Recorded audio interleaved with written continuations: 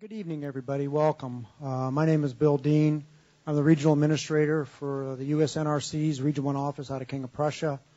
We have oversight responsibility for all of the nuclear power plants in the Mid-Atlantic and northeastern part of the United States, including Indian Point Units 2 and 3. Tonight we have a number of NRC people here at the table. We have Paul Cataldo, Senior Resident Inspector at Indian Point, Art Bird, who is the branch chief out of my regional office, who is responsible for the management of our inspection program at Indian Point, Jim Clifford, who is the Deputy Director of our Division of Reactor Safety, who manages the inspectors out of our Region 1 office who come out and do inspections to supplement what the resident inspectors do, and Scott Stewart, who is the Senior Resident also, who arrived here in January from Region 2, from actually the Turkey Point plant, where he was a Senior Resident there. So that's what we have at the table. We have a number of other NRC people here to help support the meeting. But I do have a couple of opening remarks before we actually get into the opportunity for you all to ask us questions or make statements. The purpose of this meeting is an opportunity for us in the NRC to have a dialogue with you all, the public in the vicinity of Indian Point Nuclear Power Plant.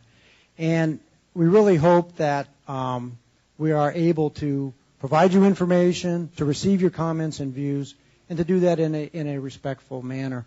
I know a number of you have indicated, gee, we really would like to have these meetings transcribed or recorded somehow. And the NRC does do that for meetings that are decision-making meetings, meetings that are held that have a legal or regulatory aspect to them where there'll be a decision made. This is not a decision-making meeting. This is not a meeting to be part of the license renewal hearings at Indian Point or anything like that. This is just an opportunity for us to have dialogue and information exchange with you all. So we all will be taking notes. I'll note, for example, that Mary Woolen from the chairman's office is here. The chairman, as many of you know, was up here in February and met with a number of the stakeholder groups while she was here. Mary is here to listen to the feedback and the comments that we get, and certainly will be conveying to the chairman the things that she hears here tonight, as well as the NRC staff. This nation is founded on a lot of great principles, and one of them that I think is really important is the fact that diversity is important in this country. This is a very diverse nation. People came to this country from many, many different parts of the world and have made this, the strongest nation in the world, and diversity is part of that. And that includes diversity of views. And I know there are people here in this audience that have different views about Indian Point and nuclear power. And you're going to have an opportunity to share those views with us here tonight. What I do ask, though, is that when people come up to share their views, that we treat their legal right to have a view and have an opinion, express that opinion with respect, no matter what side of the subject matter they might be on, whether they're for or against. But please treat members with respect. I just have a couple comments relative to Indian Point performance. 2012, over 11,000 hours of inspection the NRC applied in looking at Indian Point and providing oversight of Indian Point activities. And while we found a number of issues, and you can find those in our inspection reports, none of those issues raised to a level that they would be of a significance that would require the NRC to do more than its baseline inspection program, which is a pretty robust inspection program. I think you all would agree 11,000 hours of inspection in 1 year is pretty substantial. The other thing that I will share with you is that over the past year, the NRC and industry have made great progress in terms of trying to put in place appropriate safety enhancements for all nuclear power plants in this country, including Indian Point, as a result of the events of Fukushima, the tragic event in Japan with the tsunami and the earthquake, and of course the resultant nuclear power plant event there that riveted our attention for many, many days and weeks in March and April of 2011. So we're making great progress in terms of putting in place things like enhanced approaches towards providing mitigating measures and mitigating systems for beyond design basis events where you have an extended loss of off-site power or all power, or flooding and seismic events. So we've made great progress thus far. It'll continue to be made over the coming years, and it's going to make all the nuclear power plants in this country much safer. Speaking of Fukushima, 2 years ago when we had our public meeting here, we took the opportunity to have a moment of silence in memory of all the people who lost their lives and were so impacted by those tremendous events. And the individual who asked you for that moment of silence was Carl Farrar. Many of you know who Carl Farrar is. He's a legal counsel in Region 1. He's come up here many years to facilitate these meetings.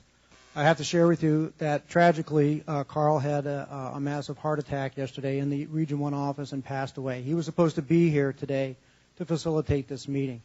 And so I would just ask that before we get this meeting started, that we could at least take a moment of silence in Carl's memory. Thank you.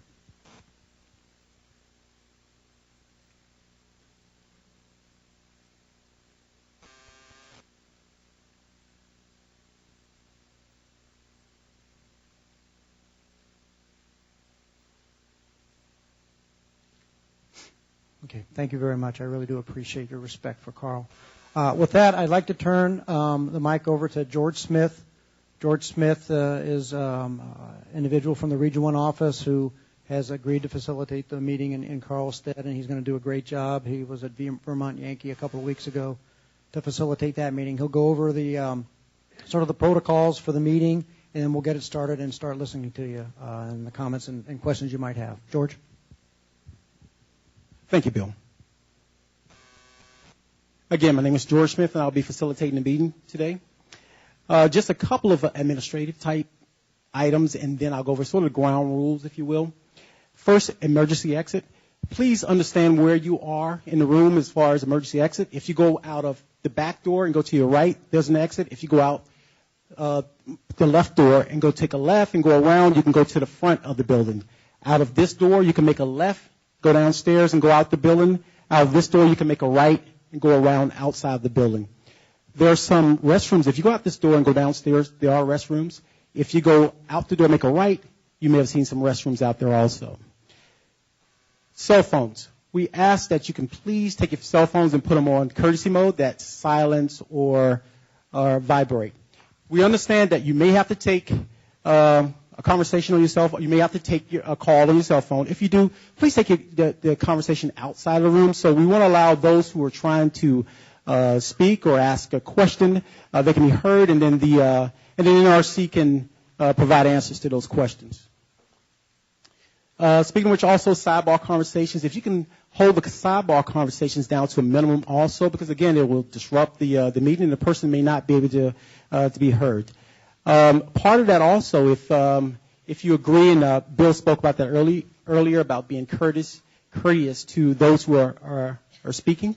Nonverbals are good, up, down, or wave a hand. The more feedback, verbal feedback, the boos and claps, that type of stuff, you prevent those who would like to provide comments. They may not be able to provide those comments because we prolonged the meeting and we diminished their opportunities to provide comments. So again, we ask that you take that in consideration. And also, if you have like whistles or anything that would sort of disrupt the meeting, if it comes to a point where it's not, I say productive as in we're not allowing those who would like to speak or those who would like to make comments. If that does not happen, then I'll defer to Bill and he can go from that point, maybe take a recess and allow the meeting to go on. Hopefully we can get past that.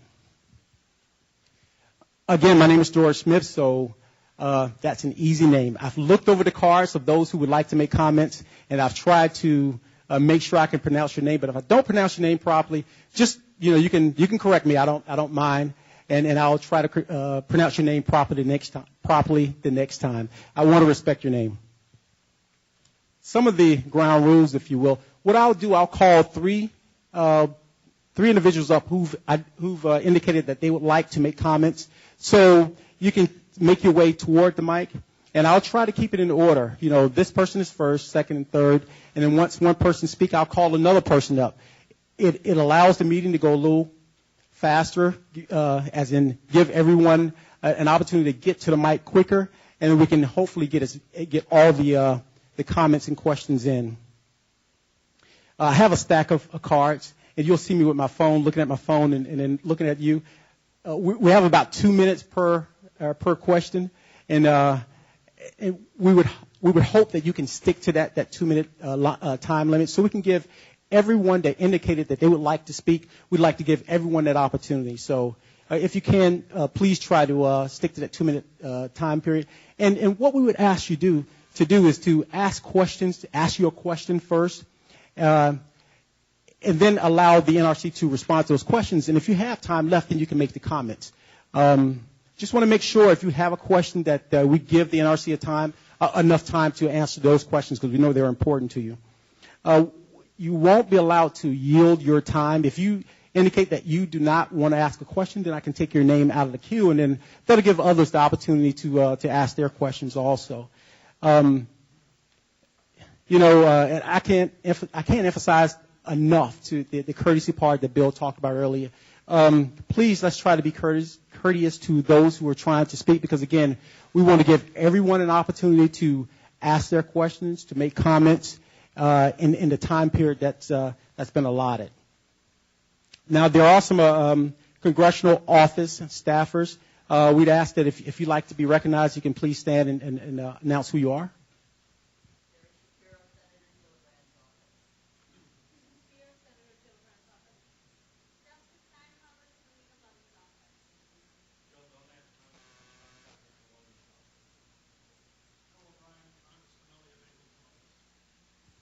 Are there any other elected officials who would like to announce their presence at the meeting today? Ma'am? Great. Anyone else? Thank you very much. So the first three people, the first person who will speak will be Manny Jo Green, Jerry Kramer, and Paul Galley. So Mary Jo Green, if you can come up, ma'am. Manny. There you go, Manny Jo. And I was told that too earlier. Shame on me. It's the microphone is in the middle. Manny Jo? Oh, okay.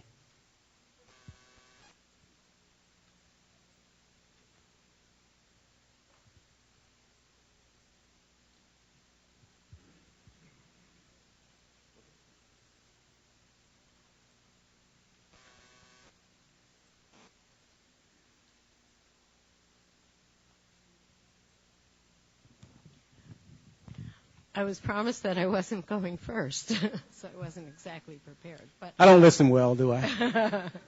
I want to, in particular, raise a concern about evacuation. We're not allowed to raise that concern in the relicensing process, but the evacuation plan is not a reliable, a workable, a feasible, a possible evacuation plan. We've seen what happened in Fukushima. Even the Government Accountability Office released a report this year saying that it underestimates the number of people within and outside of the emergency planning zone. And so I would like to know what is being done about that. But I would also, I did actually read through your report, and one of the things that jumped out at me was that the Boraflex linings are degrading. So we have, and there was also a leaky valve where the material that was supposed to be reinforcing the neutron absorbing capability in the fuel pools was temporarily compromised. And then there's absolutely no detail as to how this was resolved or how it is being handled. So we have severely overcrowded fuel pools, and we have an unworkable evacuation plan. And it does not appear that the NRC is addressing either one of those. Thank you.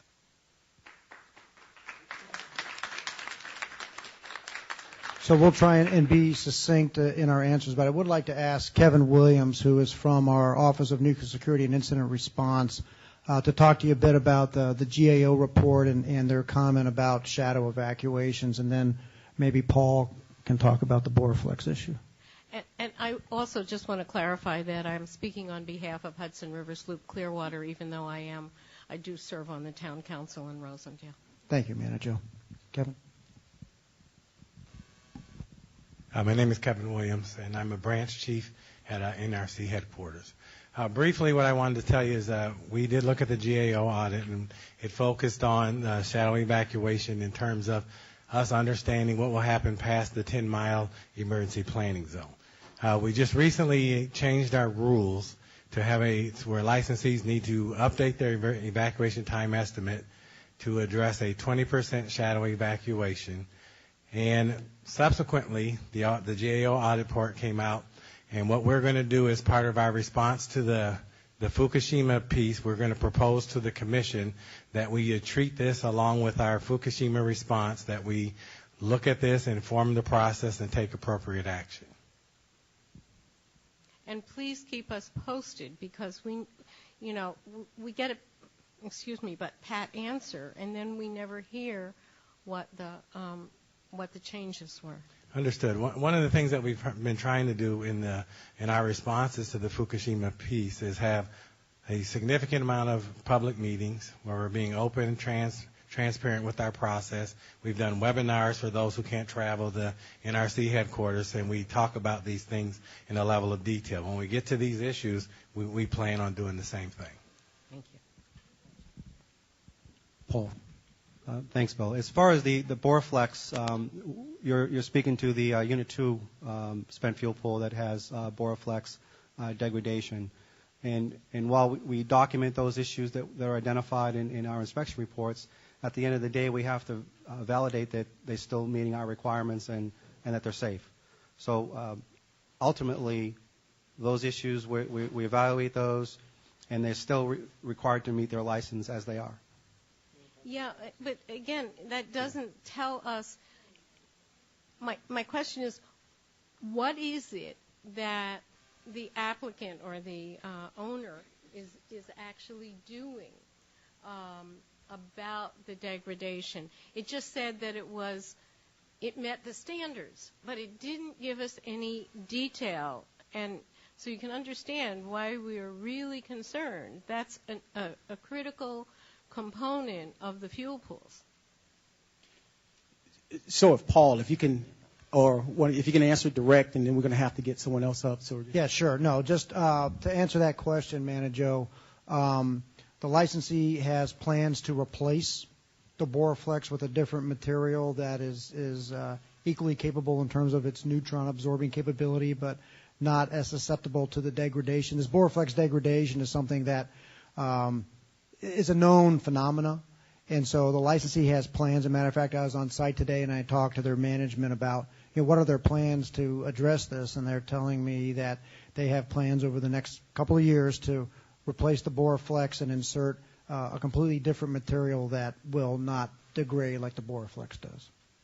In a live fuel pool? Absolutely. Yeah. There's lots of work that goes on in fuel pools. They move fuel around. You may be familiar with the fact that they recently moved fuel from one unit to the other. They put a cask in the pool, they move the fuel, put it in the cask, pull the cask. So it's not unusual at all in fuel pools across the country that operations are done. I just hope they do that a little more rapidly, because the fuel pools are severely overcrowded. Right, and they're working on getting fuel into dry casks. So. Thank you, ma'am, for your comment. Really appreciate it. Jerry Kramer will be next. After Jerry Kramer will be Paul Galley and Allegra Dengler. Thank you. To members of the panel, thank you very much. I'm Jerry Kramer. I'm the chair of the Affordable Reliable Electricity Alliance. Served in the New York State Legislature for 23 years, and I was one of the original authors of the power plant siting law, and I consulted with the legislature on the new law, which was passed last year. On behalf of the members of our organization, which represents major business and labor organizations, we appreciate your presence and the fact that you're adding light to the subject as opposed to heat. We believe that Indian Point continues to be safe. It provides thousands of critical jobs, and it really is a great economic engine, not only for the Westchester region, but here for the state.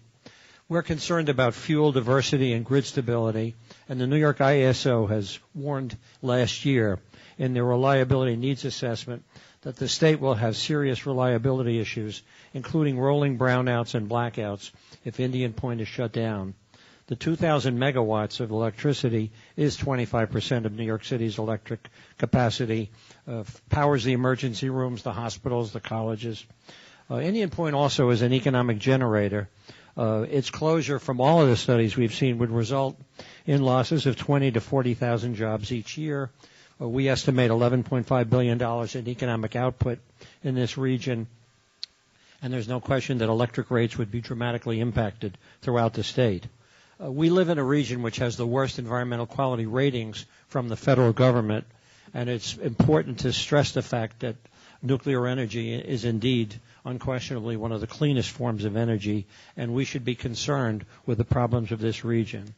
We believe it's safe. We feel that the 9 straight years of ratings by this body proves that, and I can only say in the strongest terms possible, we believe it's safe. We know it is, and we hope you'll do the right thing in the future. Thank you very much. Thank you, sir. One second, and I'll address that. But Paul Galley, if you can come up, and then Allegra Dingler, and then Marsha Gordon. Again, you can have a question or a comment. We ask that you ask the questions first so the NRC can answer your question, because we want to maintain it in 2 minutes. If you have a comment, you decide what you want to do. But thank you, sir. Appreciate it. Well, the first thing I want to do is, on behalf of Riverkeeper, and I think everybody in this room, is express condolences, because I understand the NRC lost a member of its family yesterday, and it's a terrible, terrible tragedy, and it has us all very shaken up. And I can only imagine how it feels for you. That having been said, this is obviously something that happens once a year, and so we have to say what we have to say, but we say it respectfully and mindfully. You have a situation about to happen in September that I understand hasn't happened before in this country, where you're going to have an unlicensed nuclear reactor operating in this country, and that's an awful situation. Now, we're about to enter unfamiliar territory because of that. And we've been told for years, well, you can't handle the evacuation plan in the relicensing hearing because we just don't do that. We've been told for years, we can't handle the question of dry cask storage or earthquake risk in the relicensing hearing because we just don't do that. But now you allow unlicensed plants to operate. So you have to change the rules. You have to add the fact that this plant is unevacuatable. This region is unevacuatable to your licensing criteria. Everybody in this room knows that evacuation plant won't work. Even without the GAO report, it's crazy talk. But with that GAO report, you need to hold a licensing hearing on this issue. And I challenge you to do so. And I ask you whether you will do so. Now, about 8 months ago, the Circuit Court of Appeals in Washington found that you had not adequately considered the safety implications and the environmental implications of having no long-term spent fuel storage plan available. You have no Yucca Mountain plan. You have no plan to make a plan. And so you're working on new environmental impact analysis of the environmental impact of storing too much spent fuel for too long in pools that are too unprotected. And so I ask you, will you add that to your relicensing hearing? Will you acknowledge that you do not have an adequate means of dealing with spent fuel that keeps on piling up? And at the very least, will you order this company, operating one of the most profitable enterprises on the face of the planet, to move more fuel than the minimum they have to dry cask so that they can fit the new fuel in and reduce the density of the fuel in those pools? So 2 questions. Will you add these issues to your relicensing hearing because they belong in the relicensing hearing? And will you direct this company to move more fuel to dry cask storage? Thank you. Thank you, sir, for your question.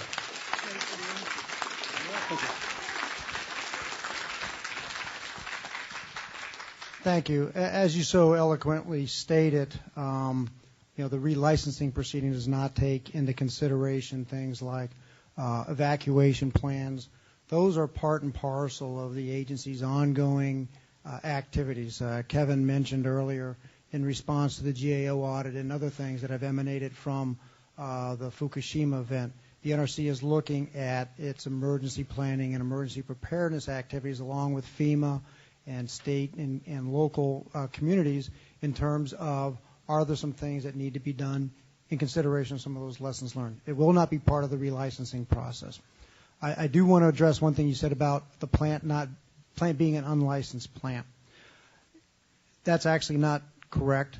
The plant does have a license. There is a provision to the license renewal regulations called timely renewal, which says that if a facility applies for a renewed license at least 5 years before the termination of its license would be, if the proceedings have not yet completed, they can continue to operate under the auspices of their current and existing license design basis and licensing basis.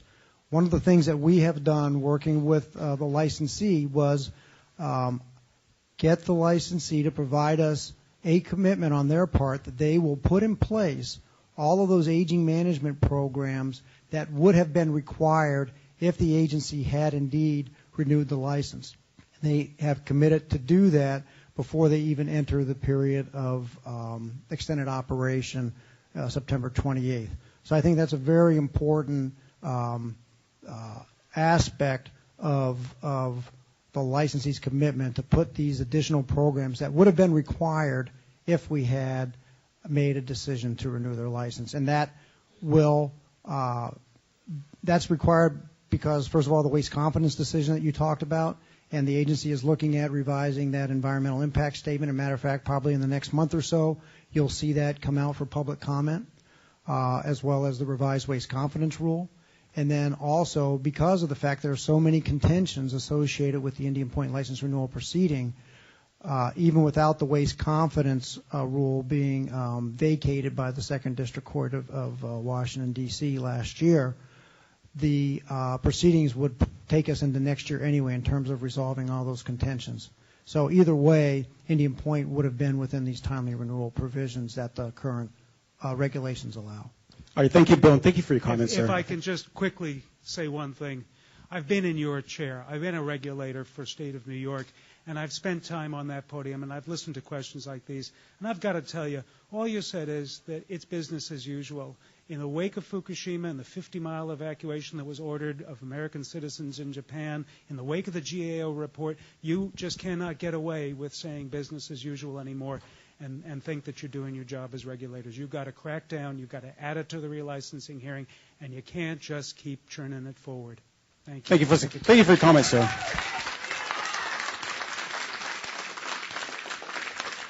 Ms. Allegra. Ms. Allegra Denver. From the macro to the micro. In light of the report last Friday that carbon has reached 400 parts per million in the atmosphere, I urge you to strengthen your review and regulation of the threats posed by climate change.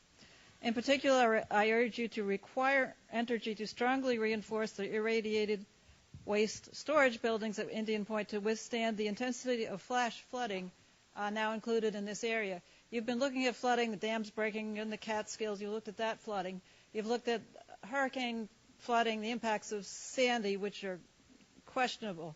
And I know you've made improvements. You made very significant improvements to Fort Calhoun out in Nebraska, which actually enabled it to withstand flooding coming up from below.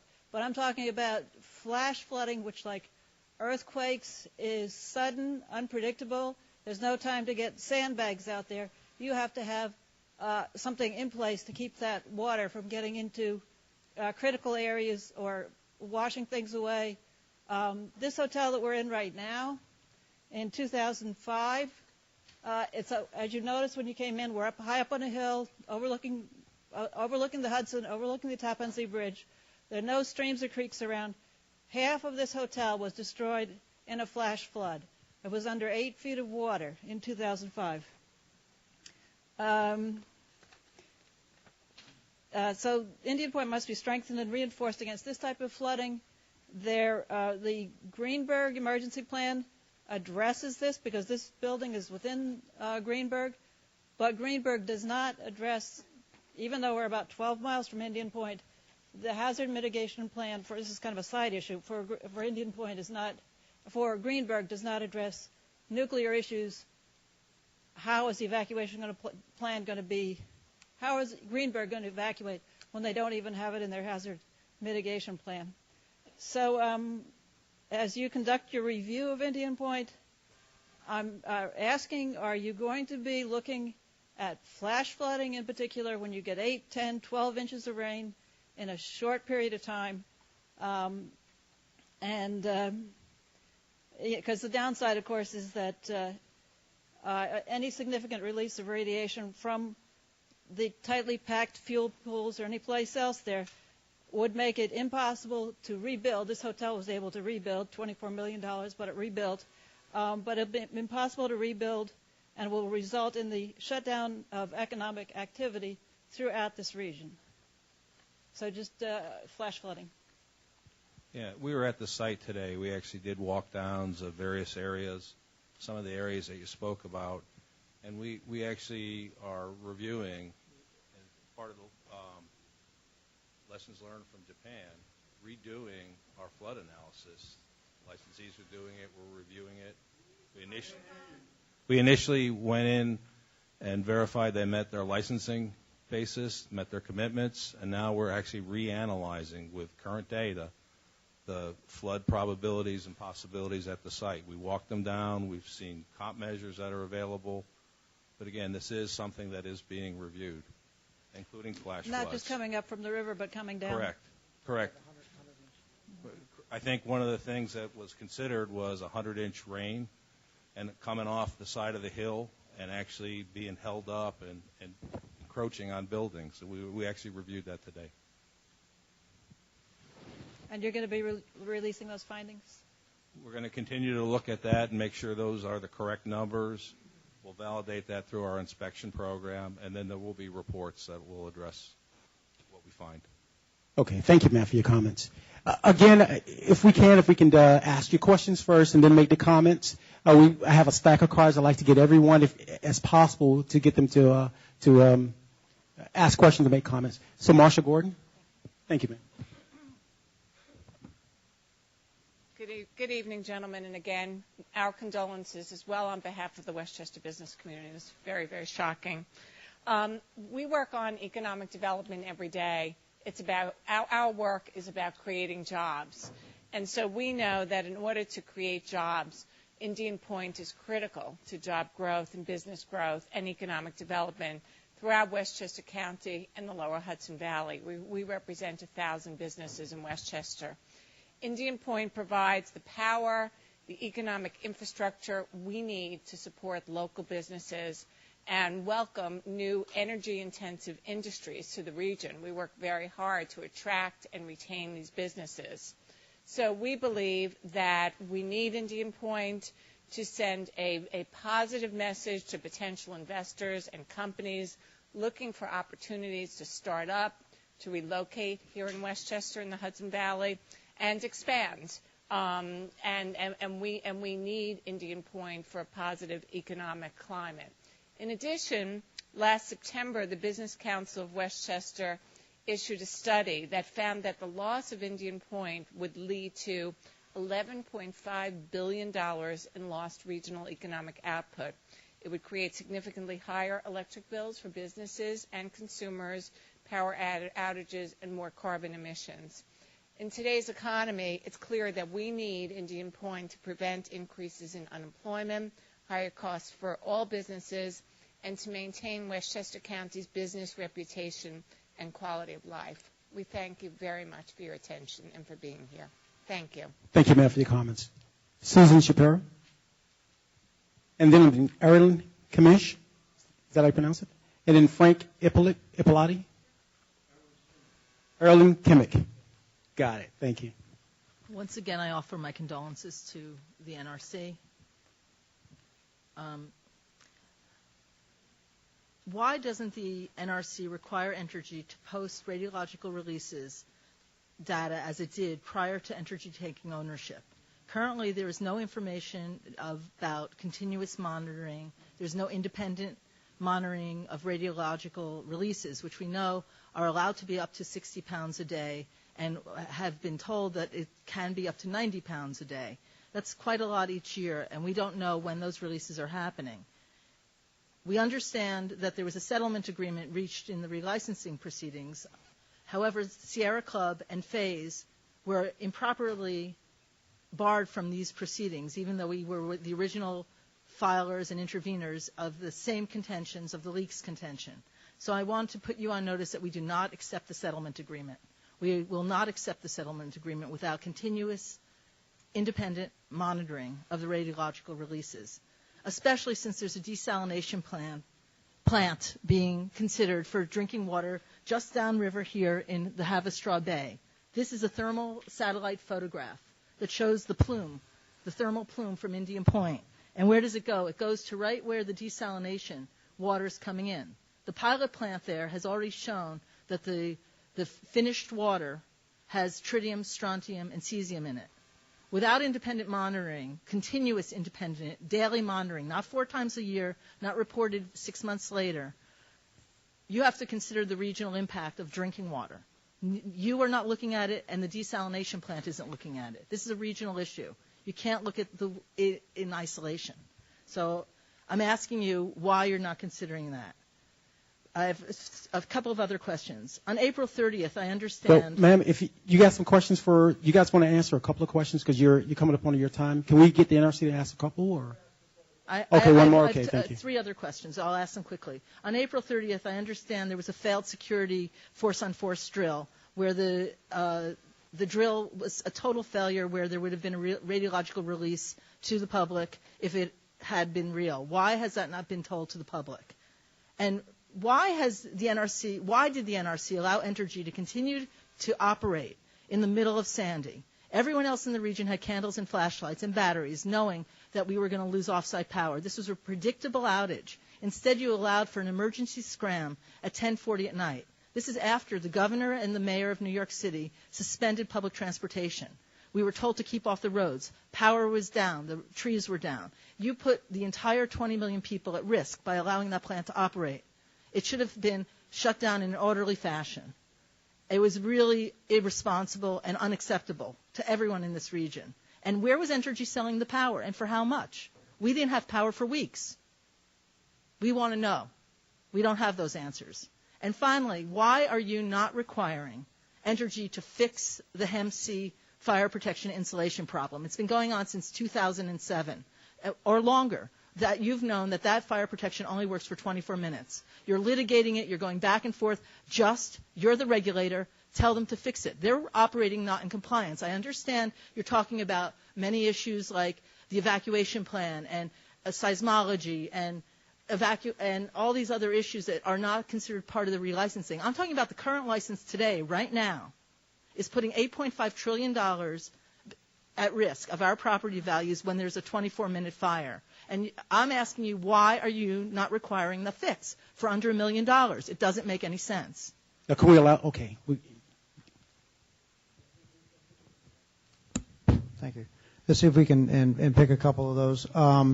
Let me address the operation in middle of Sandy while I ask my colleagues to think about the HEMC fire protection issue and the RAD monitoring issue.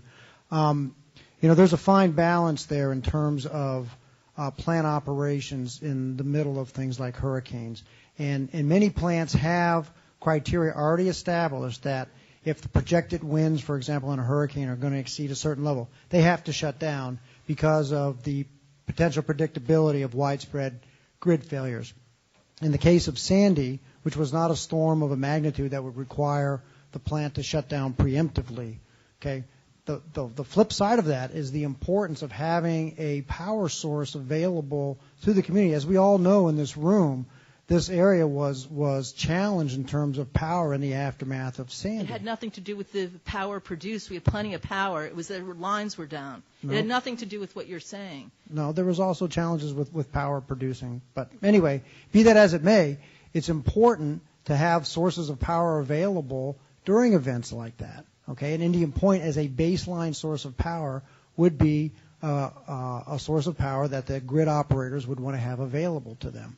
So now, with respect to the RAD release, I thought that was something that we had annual reports on RAD release. So maybe, Art, can you address that?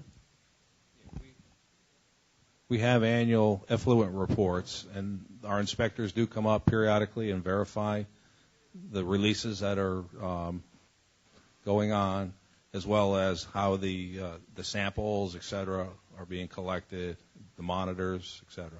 They're not continuous. They're 4 times a year or maybe 6 times a year. That is not acceptable when you're going to be drinking the water. It needs to be continuous 24 hours a day, every day. Right. Again, if we can allow the NRC to respond, and please, if we can hold the clapping down so we can get more questions in. Thanks very much.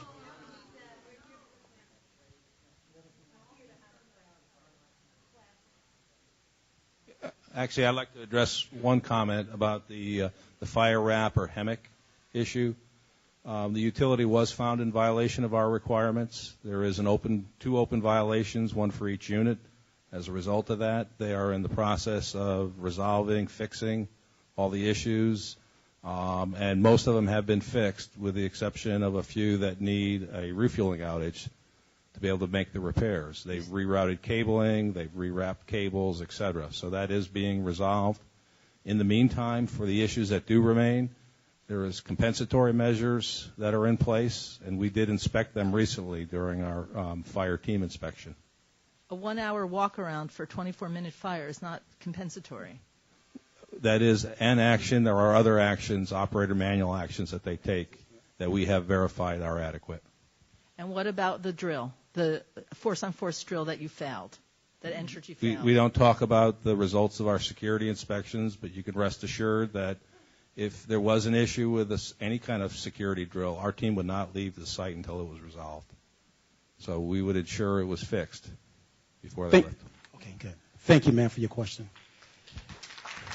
Erlen Kamish.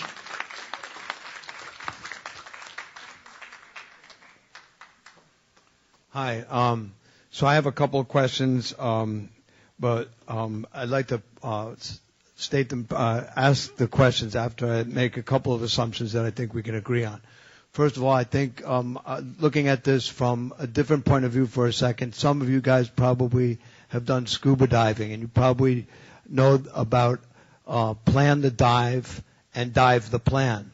So I'm wondering, where are the designers that designed Indian Point Nuclear Power Plant, and they said that this power plant expires. It's done.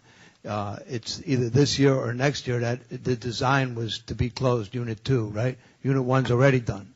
So the thing is, it's like milk, right? It's like milk expires on the shelf, and milk has a lot of nutrients that we need, and we like the milk and everything like that.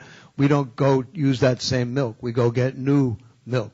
The stuff that's expired, we know it's expired, it's got a date on it. Just like Indian Point has a date on it. It's expired, done. Now, so that's the question is why aren't we listening to what the design was? This stuff was built with rebar and concrete, really strong stuff that is rusting on the inside. It's crumbling where we can't see it, just like the highways and the bridges, right? It's old, right? It's like the New York Knicks. We're not looking for Patrick Ewing right now. We're not looking for John Starks or Mark Jackson. These guys are done, right? We're counting on new people for the championship, right?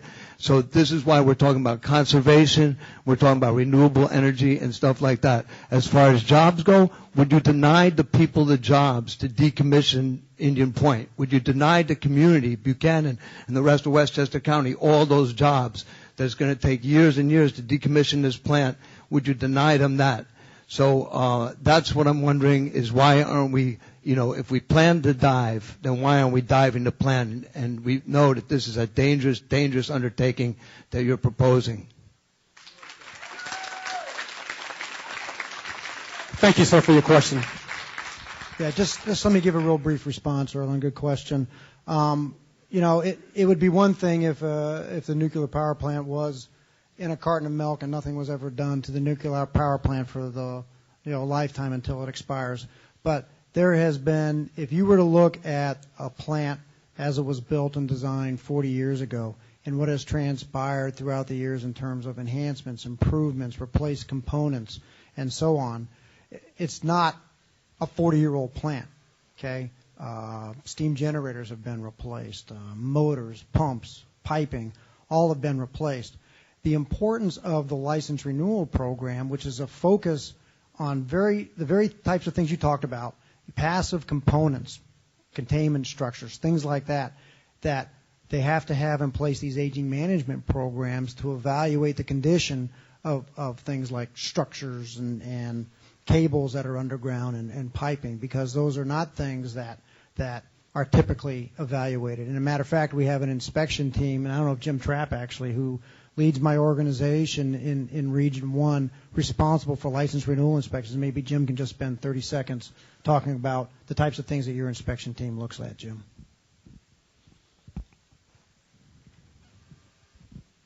Yeah, we in fact have 9 inspectors on site last week, and we'll have 9 more next week. And we really looked from soup to nuts on the license renewal program, make sure that it's properly implemented. We look at, as Bill indicated, we look at underground pipes, we look at cables, we look at containment. You had mentioned rebar, containment. We look at the structures monitoring program, making sure that rebar is still in containment, is still sound. And I can't tell you how much. Is it still sound? It is still sound, sir. It absolutely is. It is at Indian Point, and it is at the other reactors as well. And if you want to talk after the meeting, I can give you some engineering specifics on that. But with great confidence, I tell you that it is still sound. Thank you. So, I think that there is, and I've heard over and over that there's a culture of safety at Indian Point, and that there's a culture of safety. I think probably we could agree that at NASA there's a culture of safety, and probably with the Army Corps of Engineers there's a culture of safety. But still, we have situations. We have Hurricane Katrina flooding Biloxi, flooding New Orleans, regardless of what the Army Corps of Engineers culture of safety was.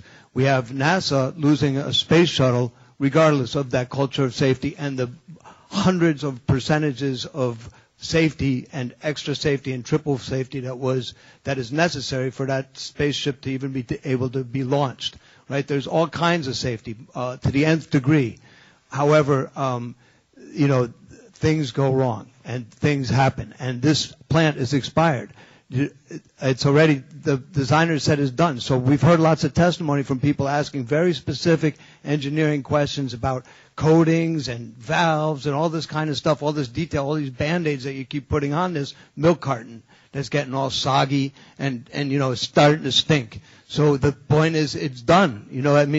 How long are you going to put Band-Aids on it? It's done. There's new technologies, right? Poor Patrick Ewing. Leave him alone. Let's move on. Oh, okay, sir. Thank you. Frank Ippoliti. And again, if you can ask your question first and then make your comments. I've gotten through about 8 personnel that want to make comments, so we'd like to get everyone in. So if you can please shorten your comments or questions. Thank you. Good evening. Frank Ippoliti. I work for Millwright Machinery Erectors Local Union 740, which is a part of the New York City District Council of Carpenters. And I want to read a statement from the council regarding the results of the annual safety assessment of the Indian Point Energy Center. Indian Point has consistently been proven to be a safe place for our members to work. Even after undergoing extensive training prior to assuming their plant responsibilities, reactor operators receive retraining every 5th week on the job in order to assure their skills are finely tuned. The District Council believes that workplace safety is of the utmost importance and appreciates Entergy's strong commitment to both public and employee safety. Indian Point is also a major contributor to New York's economic recovery, providing thousands of skilled labor workers with good-paying, secure jobs, including members of my union. Today's announcement confirms what we already know, that Indian Point is safe and essential to New York's economy and energy supply. Thank you. Thank you, sir, for your comment. Michael Lee, then it'll be Max Levy, and then is it Daniela Gerard? Danielle Gerard. Thank you, ma'am. So Michael Lee, please. Michelle Lee. Oh, I apologize. Michelle Lee. And then Max Levy, and then Danielle Gerard. French masculine spelling my parents couldn't spell.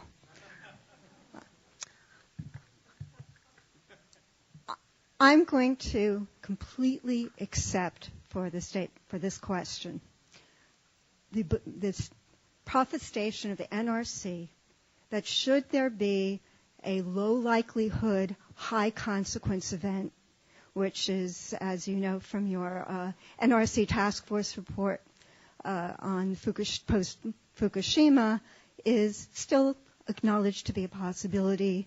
In layman's terms, it would be a massive catastrophic accident.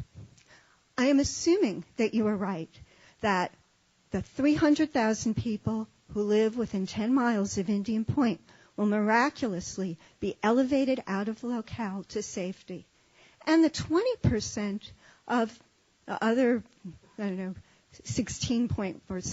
million people also, within your own estimation, will miraculously escape any contamination the day of the accident, which I presume, in your belief, is only going to happen one day and will not actually continue the way Chernobyl continued for 10 days, the way Fukushima continued really for over a month, the way 3 Mile Island even continued for several days. It'll just happen in one day.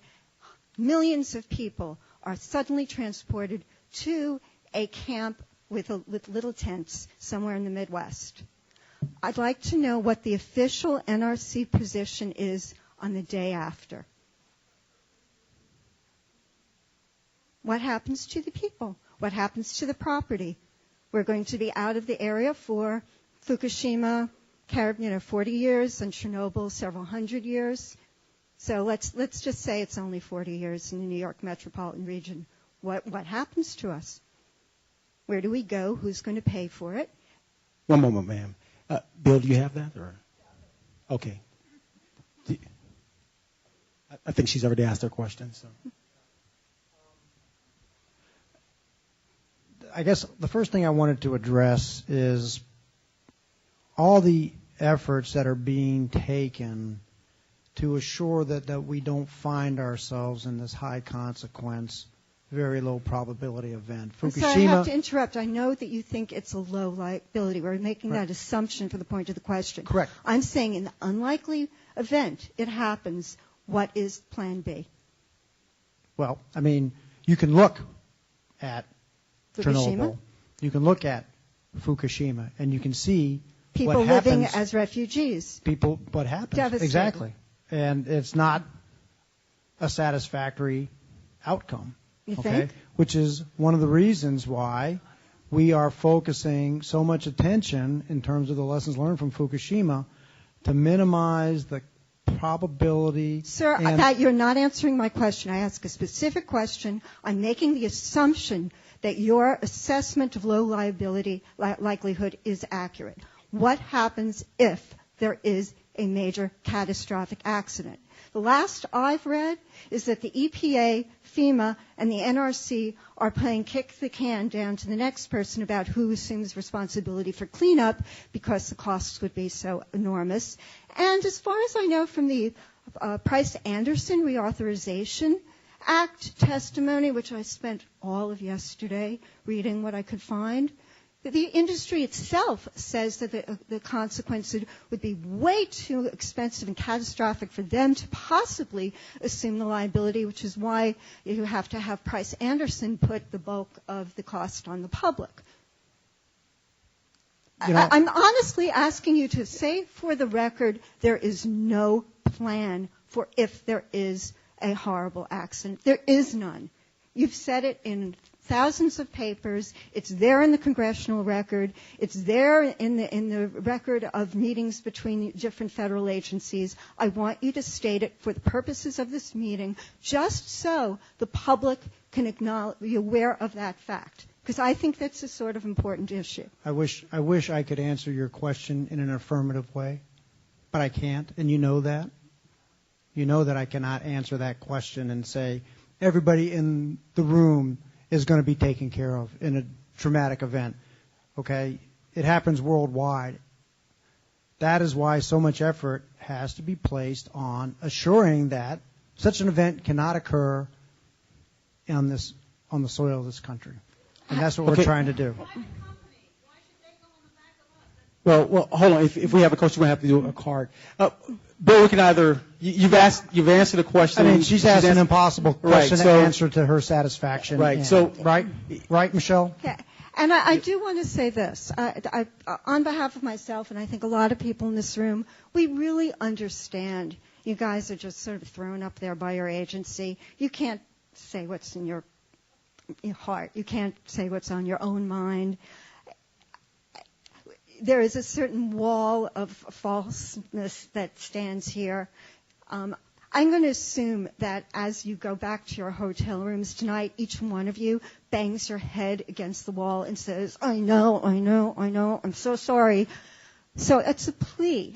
As a mom, please, when you go back behind that wall, don't let your agency get away with keeping this plant open. I don't care whether it's a 1 in 100 chance or 1 in a million. It's the New York metropolitan region. It's the United States. There's no other plant in the country that puts this many people at risk. All right, thank you, ma'am. You're answering the question? I have a comment.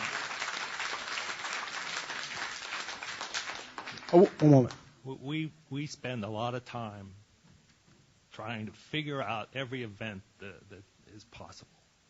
And we have worked and continue to work as hard as we can to come up with a strategy to deal with every event that we can think of that's possible.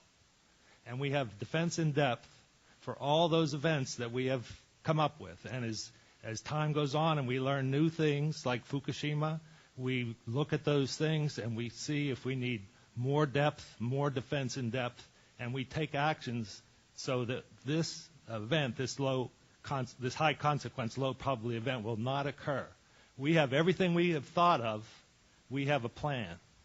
There may be things we haven't thought of, but we're working on that too. That's why we have a team put together looking at the Fukushima event, because nobody thought that a plant could sink 6 feet into the ocean and get hit with a tsunami that was 3 times the design. But we're looking at that too. If there's a tsunami that comes down the Hudson River, we're looking at that. We have a strategy that we're working on to keep those cores cool in that event. Okay, thank you. So if there's any other comments, he'll be available after the meeting, but I just want to get as many comments in as possible. And, ma'am, thank you so much for your comments. Max Levy, Danielle Gerard, is it? Yep. And Dominic Mazzullo. Thank you. Thank you, George. First of all, I want to thank the NRC for talking to me before the meeting and giving me a chance to get some ideas, and I appreciate that. I understand that there was a team that went to Fukushima to learn about what happened and what we can do in the event that something terrible like that was coming here. I'd like to know what policies were implemented as a result of that fact-finding mission on Indian Point specifically. What is being changed to protect us? Thank you. Thank you, sir. There's a myriad of things that are being done, Max. I'm going to highlight a couple, okay? First of all, probably the most significant lesson learned out of the Fukushima event was the impact and implications of an extended loss of power to the site. As we all know, the site lost all of its emergency diesel generators because of the tsunami. And in fact, there were operators at the plant who were trying to take heroic measures to go out to their cars and get batteries out of their cars so they could power important equipment. So one of the most important things that we are doing is directing industry, all the nuclear power plants, to put in place, evaluate and put in place expanded mitigating systems and measures so that they would have power in place if need be in an extended loss of all power to the plant. So what does that mean? That means, for example, licensees have acquired portable diesel generators that they can maneuver into position to power important safety equipment that is needed to keep the core cool, to get water to the core. There's something you may have heard called a station blackout rule. This was a rule that the NRC implemented a number of years ago because of concerns about such an event. We are reevaluating that station blackout rule in light of the lessons learned from Fukushima. For example, at a multi-unit site like Indian Point, for example, the station blackout rule would only require one station blackout diesel. Okay?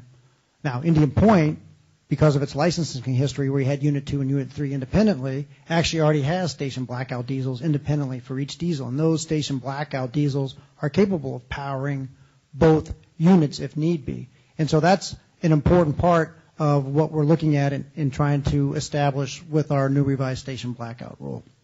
The other thing that I would point out to you is the reevaluation of both flooding and seismic hazards against new updated information.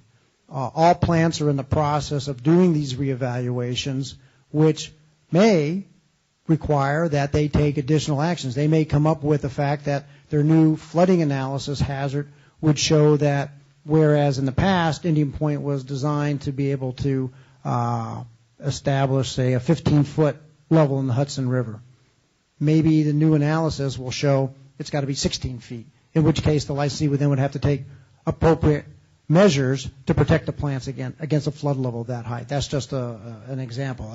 That's not an accurate depiction. So that's another important thing that we're doing, amongst many other things involving emergency preparedness, involving spent fuel pool instrumentation, and so on. So a whole gamut of things that are being done. Okay, Bill, one question, follow-up on that. When can we expect Indian Point to put these things into effect? I may have to get back to you on that. The agency's commitment, okay, was to try and get as much of these important things in place and done by 2016. Okay, so for example, if they've got to install, they're completing their flooding evaluation this year. Okay, so it'll be done by the end of this year. We will evaluate that evaluation as promptly as we can once we get it, and then the agency will make decisions about here's what you need to do to put enhancements in place, and here's the time frame you need to do it. So I can't predict because I don't know what enhancements they might have to put in place, but they will be done, and they'll be done over the next several years. Now, Bill, you indicated you get back with them. How will we communicate that? Maybe after this is over. If you can get us your email to George. Yes, I did. It's on my card. Okay. Okay, good. Great. Thank you very much, sir.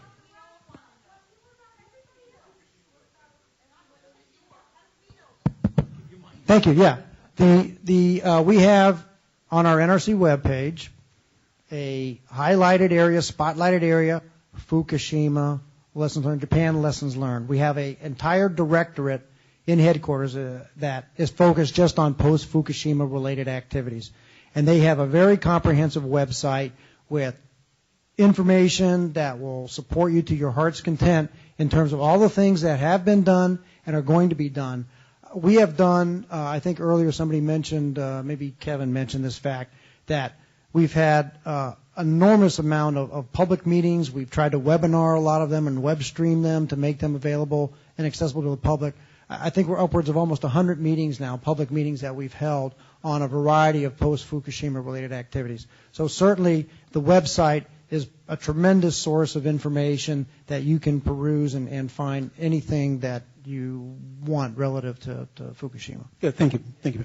Danielle Gerard. And by the way, before you start, I'm sorry, ma'am, it's about 8 o'clock. The stated time for the public meeting was 9 o'clock to be over, so I'm trying to get as many comments in as possible. So please ask your questions first and then make comments for 2 minutes. If you can limit it to 2 minutes, thank you. Thank you, ma'am. Hi, I'm going to start with a comment and then go to my questions. I just want to say that I'm here from Three Parks Independent Democrats. We're an Upper West Side political club in Manhattan, and we can't leave on a Friday or any other day of the week after 3 o'clock. There's no way we could get out. So I have 2 questions I want to start with and then a statement and a third question. How much insurance does Entergy carry for an accident at Indian Point? That's the first question. I'd like a specific answer to that. because I'm going to bet it doesn't cover anything that could possibly happen there, and the rest of us are going to end up holding the bag, just like we did for Sandy and everything else. I'd also like to know very specifically, when will there be a public comment period on the consistency determination that Entergy has filed? That's the second question I'd like an answer to.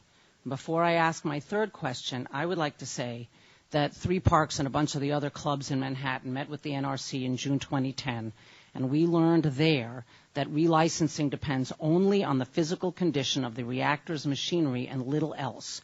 The NRC has a very impressive list of every nut and bolt in the plant, all of which are checked to determine if, having lasted 40 years, they are now good for another 20. There's nothing about what are you going to do with the 1,500 tons of radioactive waste on site right now? What are you going to do with the 1,000 tons of radioactive waste that are going to be created if you are relicensed for the next 20 years? And I also just want to say that when the plant was built, nobody knew it was sitting on an earthquake fault. The NRC itself has a study showing that Indian Point is the most likely nuclear plant in the USA to experience core damage and a release of radioactive contamination following an earthquake. This will not be considered in relicensing, nor will any other safety consideration that matters to us, nor will the number of jobs that Indian Point has or will be created under decommissioning. None of that is relevant to your determination. In addition, there have been changes in siting nuclear plants near population centers since Indian Point was built. In short, Indian Point could not be licensed today, so it defies logic to extend its current licenses.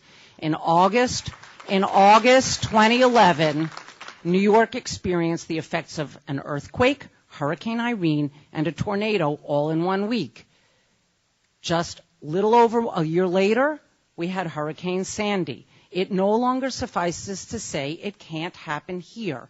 And so my third question is, when is the NRC going to go beyond examining the minutia, and when is somebody going to look at the big picture? And finally, I would like to say to our brothers and sisters in labor, don't be fooled. You should be working with us to protect the future of our children and our grandchildren. This is not about a few jobs for the next few years. And you're going to find out when they answer the three questions I asked that you really do need to be working with us to shut this plant down. Thank you, ma'am, for your comments. 3 questions? Yeah, I'm really not sure your second question there about the consistency in the comment period, and so maybe Danielle afterwards we can talk, because I'm not sure what you're referring to. That's something everybody in this room needs to know. We need to know.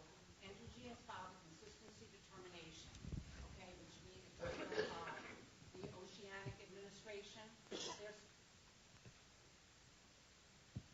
They have to file to show that their plant is going to have only a quote-unquote small impact on the coastal waterways. We already know that in April 2010, under Governor Patterson, that the water permit was denied. So now Entergy has filed a consistency determination, and we would like to know, and it should be posted on your website, when the public comment period is going to start, because we have an awful lot to say about that. Okay. Yeah. So that was that question. The other question is, how much insurance does Entergy carry to the dollar? And the third question is, when is somebody going to focus on the big picture instead of the minutia? Okay, thank you. Yeah, in terms of insurance, and I'll have to get back to you on the exact values, Price Anderson covers a certain amount, and then there's also a comprehensive insurance policy that the nuclear industry has. I don't know what those exact numbers are. I can find those out. Yeah. Okay, good. Thank you. Thanks, George. Good, thank you.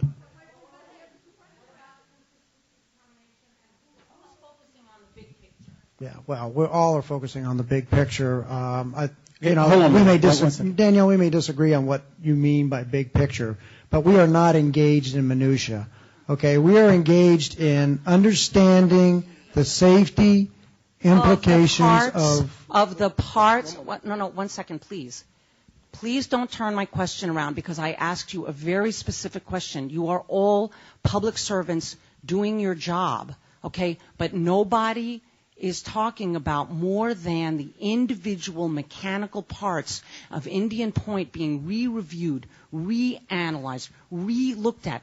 Who's looking at the big picture for the evacuation, for all of the other things that have got to be part of a relicensing procedure? It's absurd that we're talking about the individual points of machinery.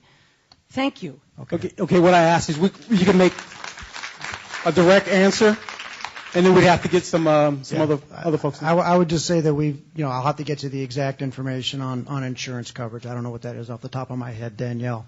And with respect to, as I'm trying to interpret your question in terms of relicensing, the process is focused on environment, 20 years. It's focused on passive components, systems, and structures for 20 years. Everything else associated with nuclear power plant safety is evaluated as part of our ongoing inspection and assessment process. We have almost 4,000 people in this agency, and they are all focused on elements that fit into the big picture of nuclear safety in this country. Okay, ma'am. Okay, Bill, if you can, after the meeting, if you can make yourself available, if you have comments on that. Next, Dominic Mazzullo. Good evening. Jeannie Shaw and Annie Wilson. Good evening. My name is Dominic Mazzullo. I'm a business agent for the Utility Workers Union, Local 1-2. We represent approximately 400 union members working at Indian Point. The fact is that our union and other unions who represent Indian Point employees, if we were not confident about the operation and the safety of the facility, we would never allow our members to work there. It is important to note that a significant portion of our members work at Indian Point also live near the plant. If they even had the slightest concerns about the safety of the plant, do you seriously think they would allow their families to live nearby? Indian Point is and has been the most extensively inspected nuclear power plant in history. It has received the Nuclear Regulatory Commission's highest safety rating of green for 8 years in a row. Since Entergy bought Indian Point some 10 years ago, the company has invested hundreds of millions of dollars in safety, technology, and security upgrades for the plant. In addition, the NRC inspects the plants, underwent an in-depth comprehensive evaluation by an independent 12-member panel comprised of experts in nuclear safety, emergency preparedness, and public policy. Following the extensive study, the panel found Indian Point meets all NRC requirements and the plant safety systems are both well-maintained and reliable. On a personal note, I worked at Indian Point for many years. I was a designer, and I helped install the radiation monitors throughout the facility.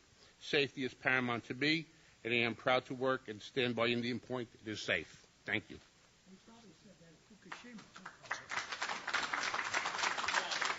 Thank you, sir, for your comments. Jeannie Shaw.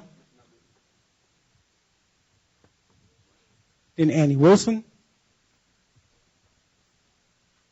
Thank you, and I'm very sorry for your loss.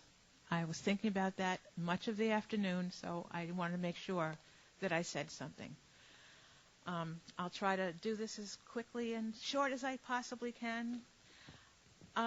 Heading back to Hurricane Sandy, because too many of my friends are still suffering from the aftermath of that.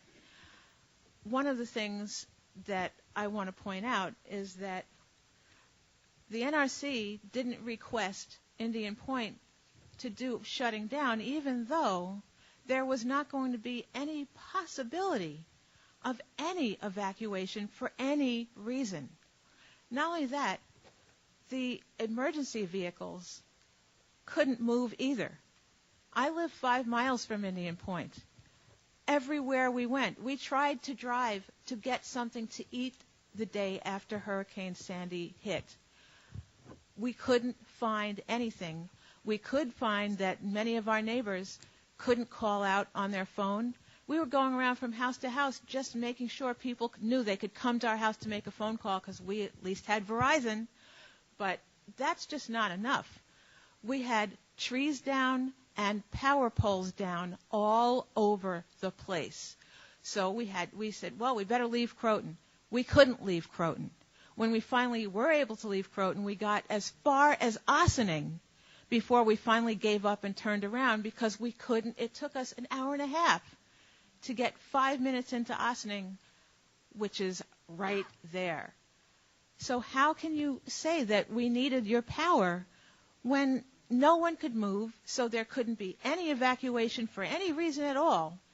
And two communities that I know of personally were devastated. One of them was in Verplank, right next to Indian Point, totally devastated by that hurricane, by the storm surge, flooded and destroyed. And right across the river at Stony Point, the same thing happened to another community. Both of these communities were poor communities. In Verplank, they were largely retirees. There were many handicapped people there. In Stony Point, almost all of them were Hispanic and didn't speak English. How could they possibly be taken care of? My father is in an assisted living situation in northern Croton, right near the VA place. He couldn't go anywhere, and he's often said, if there was a fire here, all they can do is bring us right outside the building because we can't walk. So what can you do? And when all the trees were down, we couldn't even get to him. Luckily, he was okay, but not everyone was. So how can you say that we needed your power when nobody had power, when all the wires were down on the ground, many of them dancing around and sparking? We had the National Guard all over the place just to try and mitigate the many accidents that kept on happening because of this hurricane, and everyone trying to get to their family, and they couldn't. We didn't need the power. Nobody could evacuate. Westchester County closed their transportation system when New York City did. There was no Metro North. We had a boat on the railroad tracks. This is ridiculous. The power was unneeded because there was no way to transmit any power. And I'm sorry, that's not acceptable, and nobody should have to live that way. That caused a lot of fear. There were little kids who said to me, and they weren't even my family members, and they said, if my mom isn't home, you won't just leave me behind, will you? And I said, what do you mean? Leave you behind where? Well, what if there's an accident? What if something really bad happens? What if that tree falls on my house? Because a tree did fall on one of our neighbors' houses. And I said, no, of course I won't leave you behind. We'll, if you're alone, you let us know. We'll take care of you. But quite frankly, that just means they could sit in our house while a tree falls on us. If something happened at Indian Point during Hurricane Sandy or Irene, which was just as bad, or the blizzard that followed Hurricane Sandy, forget it. No one could go anywhere at all. It's ridiculous. It's not okay, and I don't understand why evacuation possibilities are ignored when it comes to relicensing, just the way it was ignored when a hurricane hit. Thank you. Oh, thank you, ma'am. Annie Wilson. And then is it Doris Madger? Okay, thanks. Hi, good evening. First question is, are you transcribing this proceeding? And is it available for review by the public online? You may have missed my opening remarks. I talked about the fact that this is not a meeting that the NRC typically transcribes. It is not a decision-making meeting. It's an information exchange. It's a dialogue. So it doesn't fit the categories of meetings that the NRC would transcribe because there is no decision-making from a regulatory perspective. Fine, but as an information exchange and transparency, would you consider changing that policy?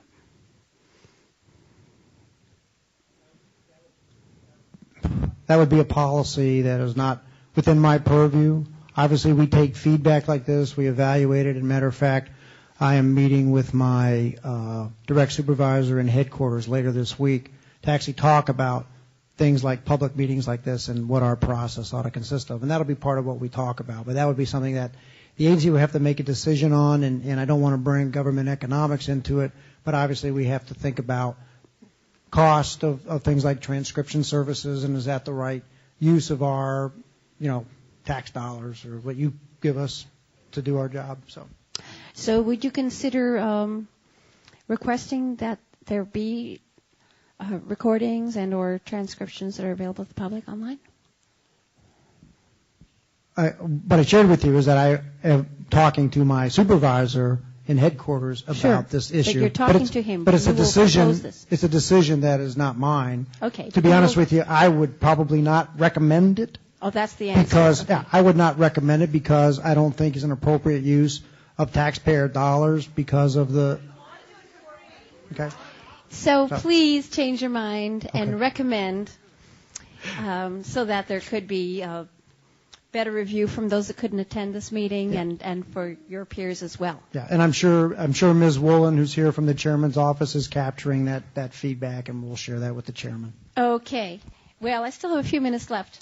Well, actually, you're finished, but let's let you make one more comment and we'll move okay. on. Yeah, half of her time was me answering the question. There's so many issues, but and as a follow-up to our colleague Jean, I would like to quote from an article that was just published relating to the 70% greater chance of hurricanes this year, that the Category 3 winds will certainly be a component of 4 hurricanes as projected as one of the busiest hurricane seasons ever. And so relating to public transportation, shutdown, evacuation plans, would you please recommend at least that the plant not continue to operate specifically when the public transportation has been shut down at a minimum? Thank you. Thank you, ma'am. Clarice? And Al Samuels and John Kelly. Yeah, but before she goes on, there are a couple of aspects of a plant operating during severe weather. There are some specific criteria built into the license that would require the plant to shut down if certain criteria were met. And one of those is high winds. And for Hurricane Sandy, the plant had not reached that criteria. So the plant was allowed to continue to operate. They did trip. They did shut down safely. And the plant continued to maintain a safe condition throughout. If you look historically at nuclear power plants in severe weather, and you look at hurricanes, especially in the New Orleans area, there have been a number of hurricanes that have hit New Orleans. There was, I have to remember the name, but there was a very severe hurricane that came through southern Florida. Andrew, thank you. Right over Turkey Point, your old plant. And the plant was maintained in a safe condition. And the plants historically are maintained in a safe condition, even under severe hurricane conditions. So historically, the design has proved out. And again, there are specific criteria that would require a plant shutdown for severe weather conditions. Okay, thank you, Jim. Well,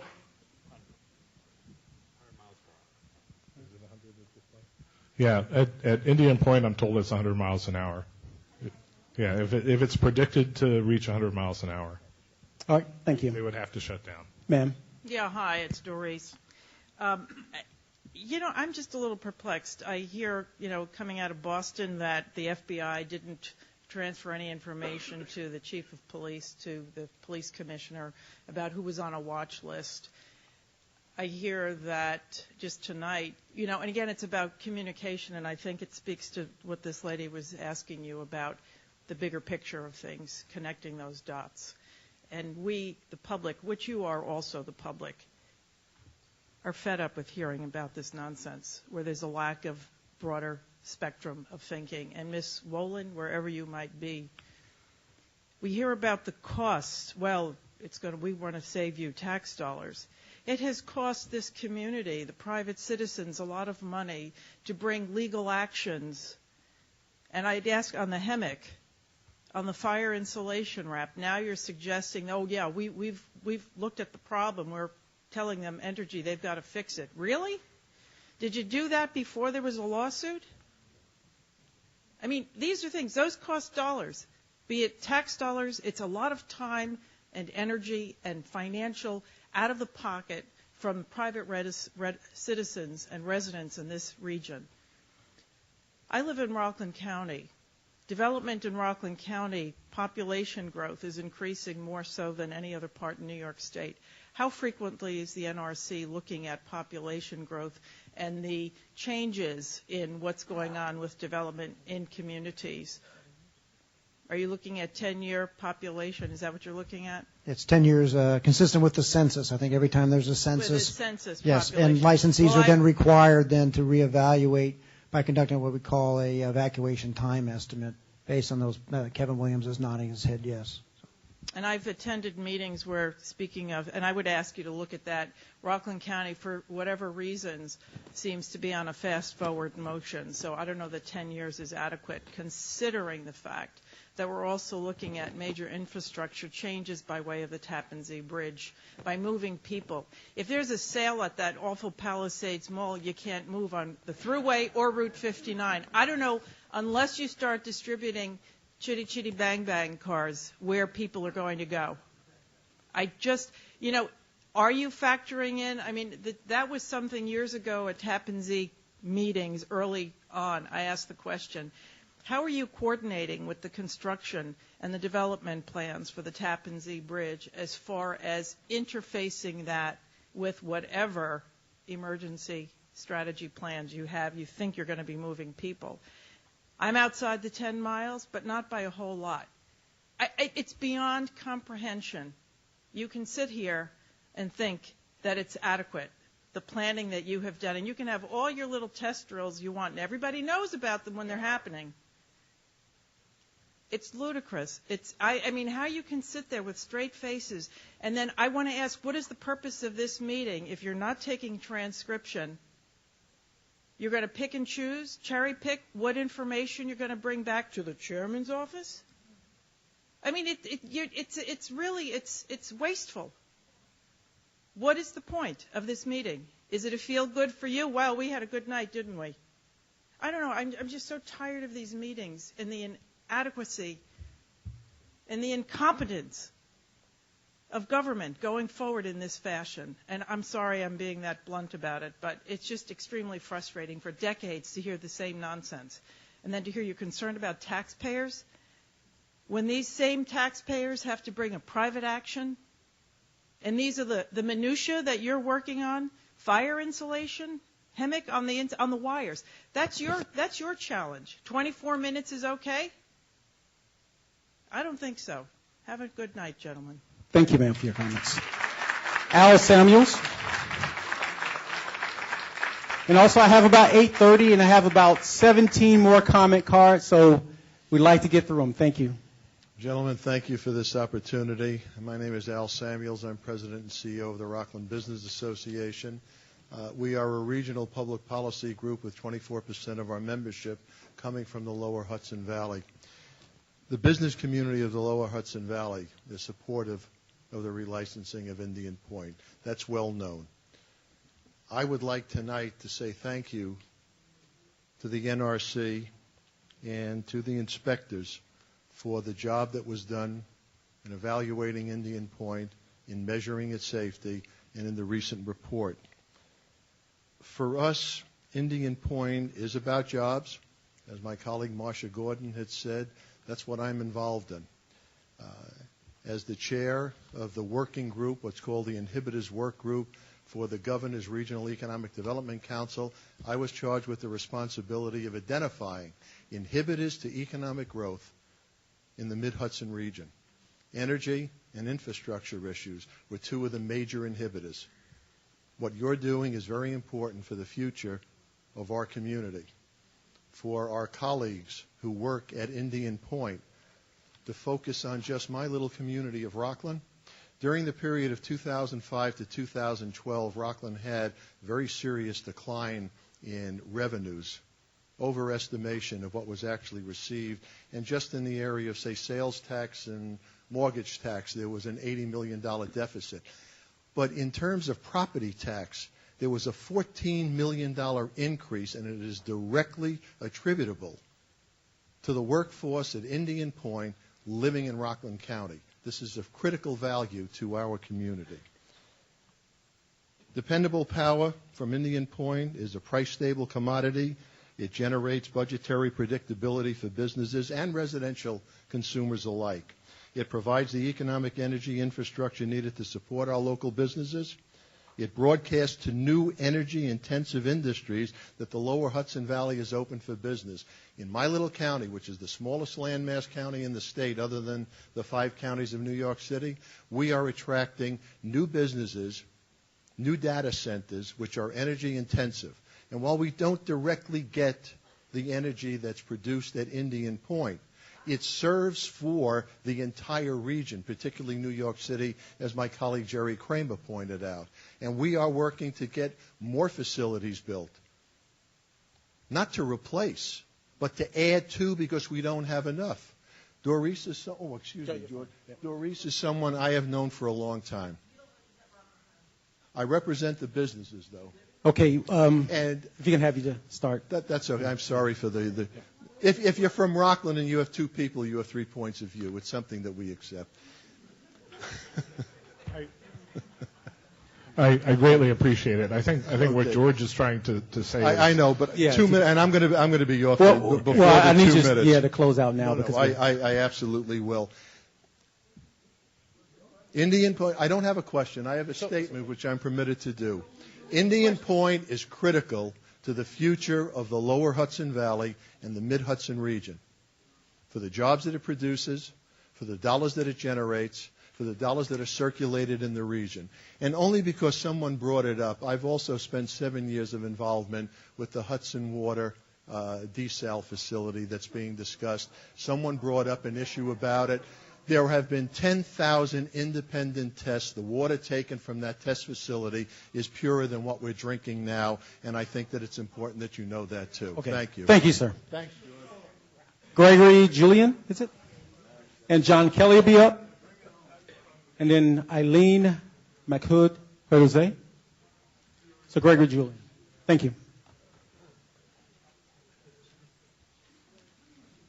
Hello. My name's Greg Julian. I teach political science at Pace and I've been teaching for 43 years. And the question I have is, I'm not going to ask you a question because I never ask my students, because I always get the answer. Did you read the KLD report, the 400-page report that Entergy sent to NRC about the evacuation? Go ahead. I know you didn't. But my students don't read everything anyway. But the point is, their preposition is based on 5 inches of snow in February falling and saying that we can evacuate Indian Point in the middle of February at noon in the middle of a snowstorm, 5 inches only, and do it in 5.25 hours. And when I try to teach this young generation to respect government and understand the necessary criteria of honesty, I'll point out that I'll give you some numbers of what that snowstorm that we really had on February 9th were. Fairfield, 35 inches. Suffern, 10.2 inches. It goes on. You get my point. New York, Westchester, Portchester, 23.3 inches. So what are you really going to make of that study for 400 pages and tens of thousands of dollars of ratepayers' money? Thank you. I'm going to ask Kevin Williams, who is our representative from our emergency preparedness organization, to address that. Without going into the specifics of the Have you read issue, it? we're right Have you now. read it? What we're doing. Have you right read the report? Sir, let him answer, please. I just need to know. Let me answer. Have you read the report? We have received the report. We are reviewing the report against our process, and the individual who's reading it is preparing additional questions back to Energy in terms of the quality of the report, that make sure that it addresses all of the guidance that we put out in relation to the revised rule that we have. Thank you. Okay, and I just include in that report on April 23rd, go to the LOHUD website and understand that a garbage truck had an accident and closed the intersection of 9A and 9 from 11 a.m. in the morning to 10 p.m. at night on 9A, from 11 a.m. in the morning to midnight on Route 9, which is 8.9 miles from Indian Point. So you have to include these events, I would think. And I just will submit to and give you all a copy. I'm trying to build hope in a sustainable future for this world. I've repeated a survey, and we called students, called 3,228 phone calls, totally randomly selected, contacting 273 people, of which 135 people completed the survey.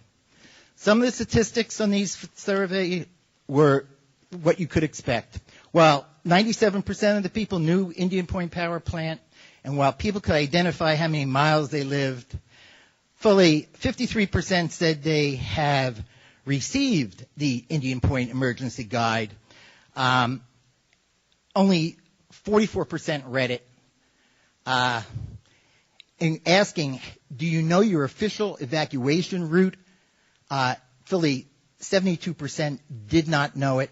Of the 16 people who actually responded, yes, they did. Only really one had the correct answer. Sir, we're going to have you to close it down. I'll submit this to you so you could read it. Again, this is the work of people. Thank you. And the only other thing I'm really astounded about, and I just want to know why you don't know that there's only a $375 million liability of each plant in case of a nuclear accident. I want to know why you don't know that there's liability gets paid in Price Anderson of $111.9 million times 104, which equals $12.2 billion for the total liability of this region under Price Anderson. I am astounded and shocked and awe that you don't know that and have that kind of just enter into your idea of what you consider safety. Because we, the people of Rockland, Westchester, the 50-mile radius, are going to have no recourse, and all our wealth Thank is you, Mr. invested. Julian. Yes, sir. I appreciate your passion. I don't necessarily appreciate your tone. We do have an answer relative to the insurance, so can you please talk about that, Jim? Yeah, first I would like to comment. We are aware of the provisions of the Price-Anderson Act. The specific question was the numbers. We didn't want to provide a guess on it, so we did have somebody look up the numbers. And Price-Anderson currently is $300 million in insurance that each licensee must carry for each unit. And then there's an additional pool of $8.5 billion that would be used once the $300 million for each unit was used up. It's a pool that is available to any plant that does suffer an accident. Okay. So John Kelly will be next, Eileen McHood Jose, and then Donna Stein. John Kelly left. Eileen. Thank you, ma'am.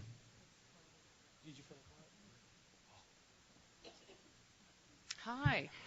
Okay. I've heard a lot about safety, and I always hear a lot about... Louder. Put the mic on. Okay. Okay, so I've heard a lot about safety tonight, and I always hear a lot about safety because you are the people who are responsible for the safety of all the power plants in the United States, right? And you advise Japan and you advise different countries that we've sold nuclear technology to.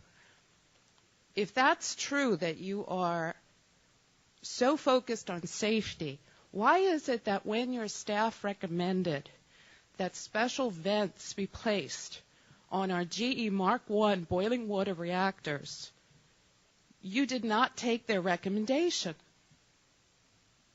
Now, these particular plants are quite flawed in many ways. The biggest flaw is that the rods come in from the bottom instead of from the top, as in a pressurized water reactor. So in case there's a meltdown, it's going to be a melt through. It's going to be on the floor. Okay? Remedy that. Why couldn't you at least close the Mark I and Mark II boiling water reactors, at the very least after Fukushima? And you keep talking about the tsunamis. We know it was the earthquake that did it. We know that. Okay? The other thing I want to mention tonight, I'm sorry. The other thing that I want to mention tonight is that I just heard this week that Canada intends to put a nuclear waste disposal site 2 kilometers from Lake Huron on the border between the United States and Canada, affecting all the fresh water of the Great Lakes. Will you have a say in that? I mean, do we have any input because Canada wants to do that so near the border? Okay, so one thing is the safety. And I called because I'm from New Jersey, I called Oyster Creek and I called Indian Point and I called the NRC during the Hurricane Sandy to try to get them to close down. In Oyster Creek, we have a crack in the core cover because of the floodwaters, and up here you let your Indian Point reactor just go. So we come here year after year asking you not to relicense, asking you to give us more safety, more assurances, and all we hear are words. Okay? So that's what I want to know. I want to know why you didn't close down the Mark I and Mark II boiling water reactors we have at the very least, or implement the special vents, and what about this waste disposal in Canada? Work with those backwards. You're mentioning about this waste disposal. That's a news to me, so we'll have to look at that. So I really can't answer that question, Eileen. Okay. We'll have to look at that. And as a matter of fact, was it in a periodical, or where did you see that? I'll tell you later. Okay, thank you. With respect to the vents, there's actually three pieces to this. One was soon after, in March of 2012, we ordered all the Mark I and Mark II containments to install hardened vents on their containments. Okay. Subsequent to that, when the staff recommended to the commission that they also require filtered vents. Okay. Part of that recommendation included making sure those hardened vents were also capable of withstanding a severe accident, the environment you would get from temperature and radiation and pressure. The commission agreed with the staff to require that they not only harden those vents, but make them severe accident capable. Okay. They postponed the decision on filtered vents because they want to go through a regulatory process that allows for comment and analysis. So that issue is not complete. Okay. Isn't it true that the industry just didn't want to spend the money? Well, I can't speak for industry, but obviously it would be a large expense. But I will tell you that the staff made that recommendation to the commission. The commission wants to have more analysis, and the ultimate outcome may very well be installation of filter vents, but they want to do it with an appropriate analysis and understanding of all the potential implications of doing that. I don't understand, if you're a regulatory body, why you don't, instead of making these recommendations, mandate the industry to follow certain guidelines. Well, Okay, thank you, ma'am. Thank you, Eileen. We did order industry to install the hardened vents, and an order will be coming out soon to make sure the vents are capable of withstanding severe accident. So it doesn't get all the way to what you want, but we are ordering that at this point in time. Okay, Eileen, Mahut, Jose. Oh, I'm sorry. Thomas Abinati.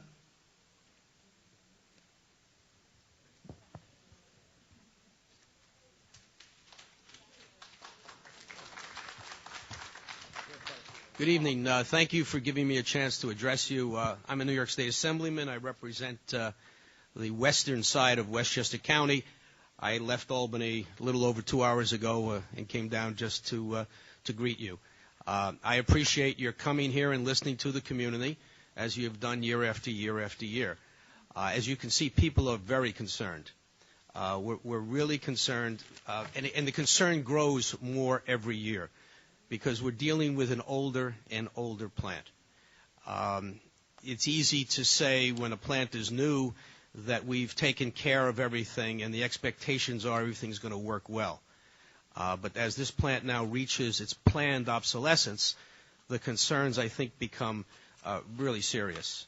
I apologize if I repeat what people have said before me. I didn't have the benefit of hearing what they had to say, or if I say something that you've already responded to, again, because I wasn't here. But I know I'm personally very concerned about the possibility that we would have an unlicensed plant working. I mean, that's just not the way our government works. Just think the people on the street. Somebody drives a car that's unlicensed, we slap them with a misdemeanor. Somebody drives without a driver's license, we slap them with a misdemeanor. And now we're going to say this big operation, it's going to be okay for them to continue without a license. That just doesn't make any sense. And so you understand the concern that we express over that. Secondly, as I said, as it's getting older, you have all kinds of rules and regulations, and we've discussed these over the years. You talk about an evacuation plan. Why do you have an evacuation plan?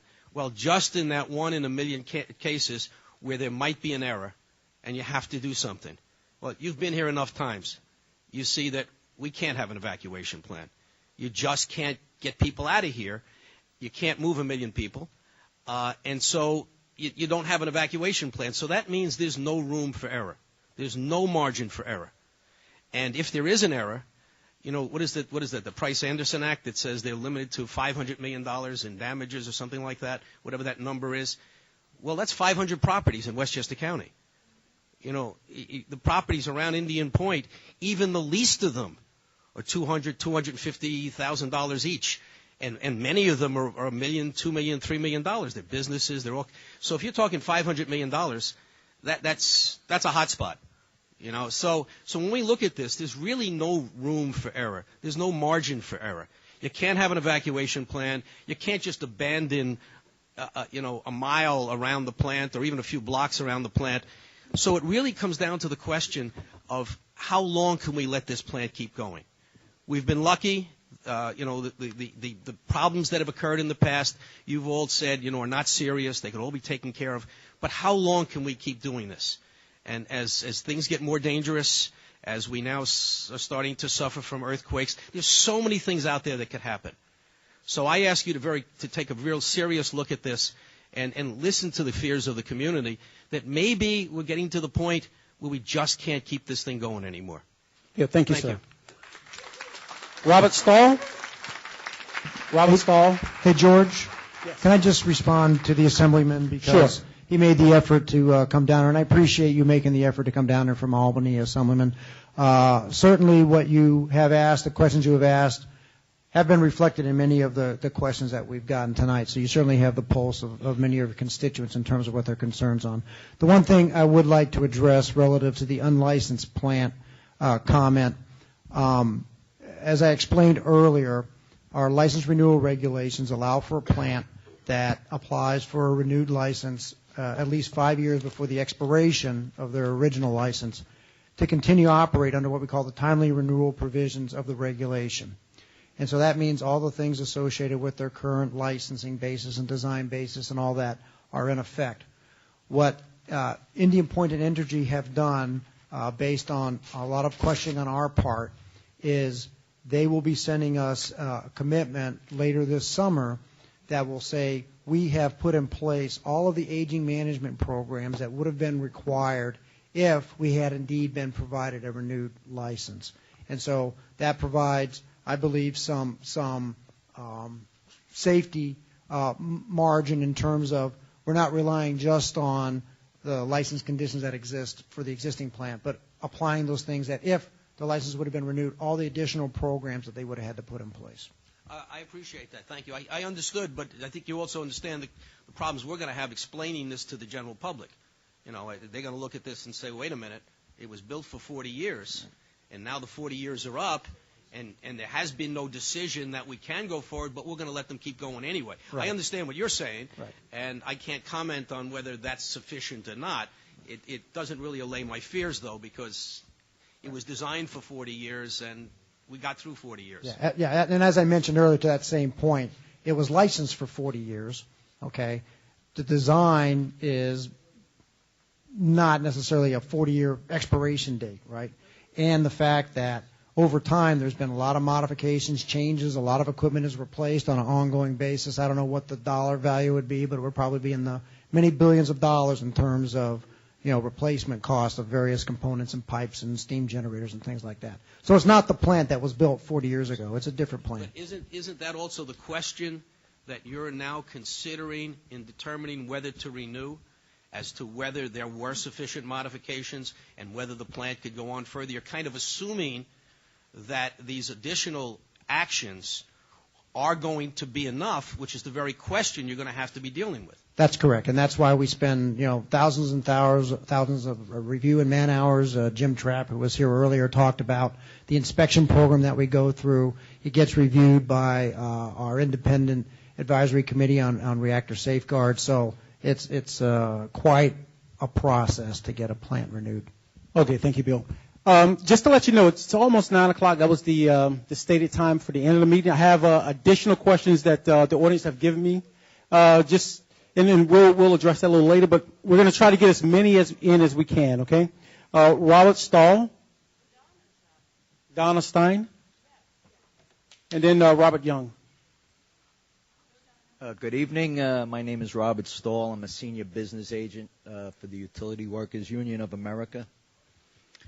We represent some 10 different unions in the metropolitan area. One of our primary concerns with all of those unions is safety. I had the opportunity to speak to Chairman McFarland in February with some other people, and everybody brought to her their interests. They were talking about the businesses and the taxes, the charities, what it meant to the area to have Indian Point there, the jobs. She looked at us and she said, I'm really not concerned with all of that. I'm concerned with the safety of this plant. And I just looked and I said, wow, you know, that's what it's all about. You know, what about the jobs? What about the area? What about, you know, the merchandising and the businesses if the plant's not safe? So, you know, that's our main goal. And I gave her my word from the utility workers that I would make sure that I would try to keep that plant safe. I went up to see Vice President John Ventosa at Entergy, and we had a discussion. He said, well, Bobby, he says, we're very proud of our safety record. He said, but let's recommit. Let's talk about it. Within 2 weeks, we had a meeting set up, 8 hours, 9 hours we sat there with the higher echelon people at Entergy and my union people. And we discussed, we had an open communications about things that we'd like to talk about. So the next day we sat another 8 hours. Usually unions are at odds with the companies that deal with. You know, union members are very vocal about safety. They'll come to us and say this company's trying to pull this, they're trying to pull this, and, you know, we have to go represent them.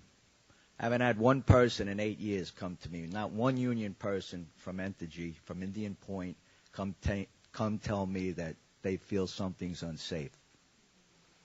So, you know, I just want to let everybody know that's where we stand right now. I was very happy with Chairman McFarland's answer to me about that's what she cares about, safety.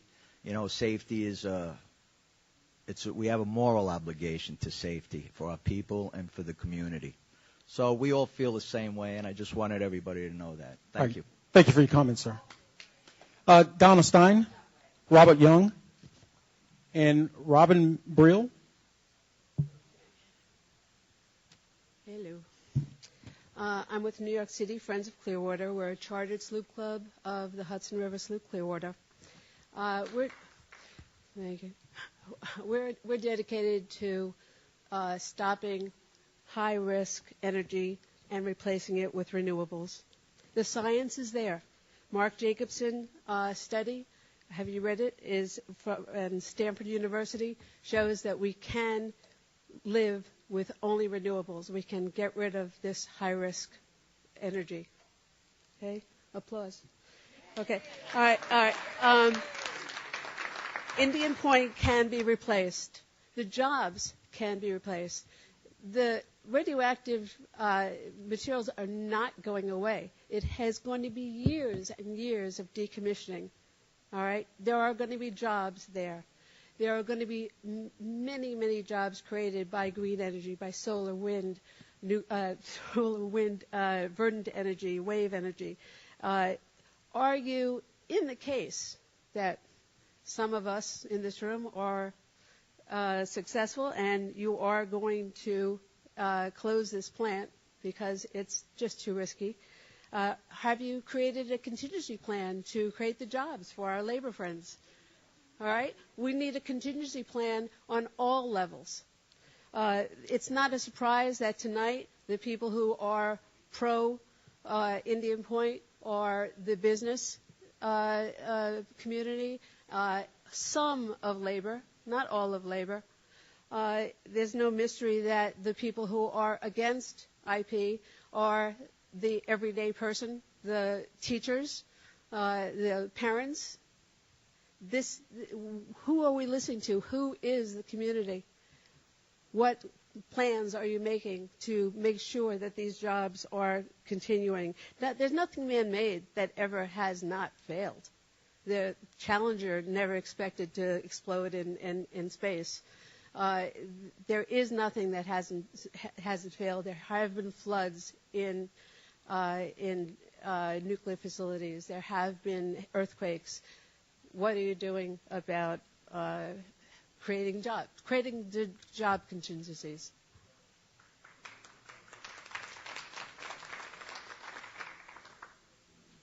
First of all, thank you for your comments. As Chairman McFarland expressed and the previous speaker expressed, our focus is on ensuring the safety of any nuclear facility that operates. Where the power comes from for the country is not something that we're involved with. That's a policy issue, quite frankly, for Congress and the President, sponsored by Department of Energy.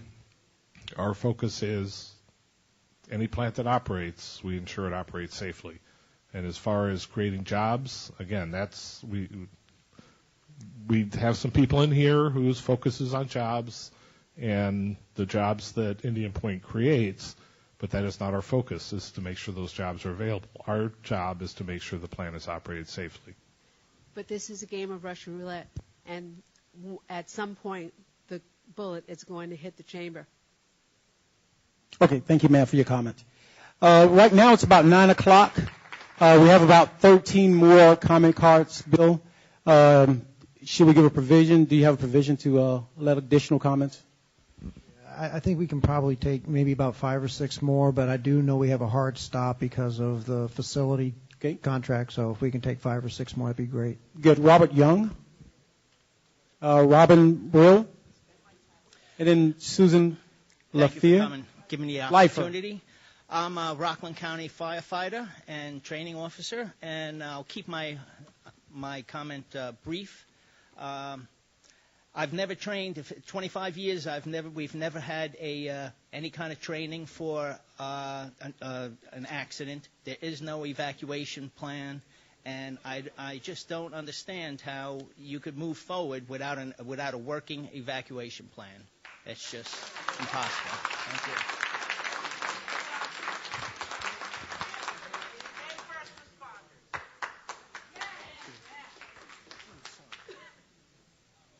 Robin Brill.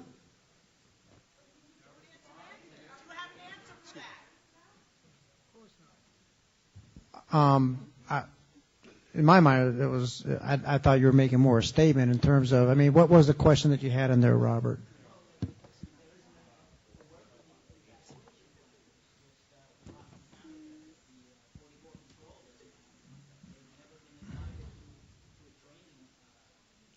Can you? Who's speaking? I can't hear you on the mic. Mr. Young. I'm sorry. Oh, can you get closer to the microphone, sir, so everyone can hear you? I'm sorry. I was trying to get an understanding what his question was. He says that. It was more of a statement, but there is no evacuation plan. At least 44 Control doesn't have a working system of what to do when in case of an emergency. Okay, I guess I would just offer that the development of things like evacuation plans is a shared responsibility from the counties, the state, the local communities, FEMA, and they make evaluations. FEMA is responsible for making evaluations of the capability for all of those parts of the state and local governments' abilities to evacuate. And FEMA has consistently, over every time we do the exercises every 2 years, has indicated that the evacuation plans are satisfactory and executable. I don't know the details of what you're talking about relative to Rockland County. Okay, I would probably have to go and talk to FEMA about that if you have.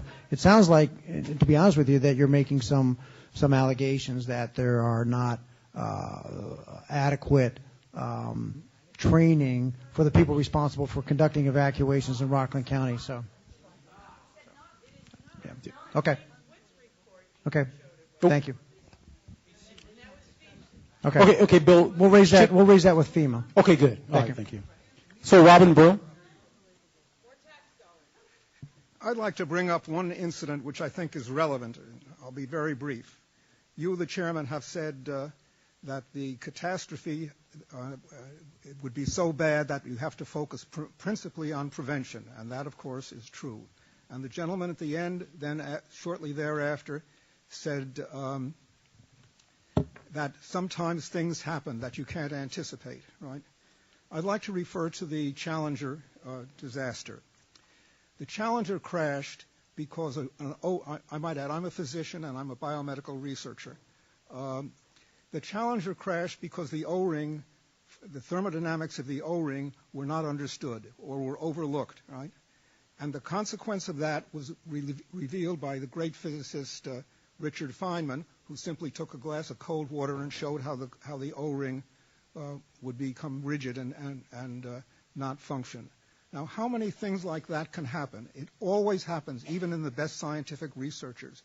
But if that happens here, the consequence is not people who volunteered to fly in the Challenger. The consequence is the population everywhere.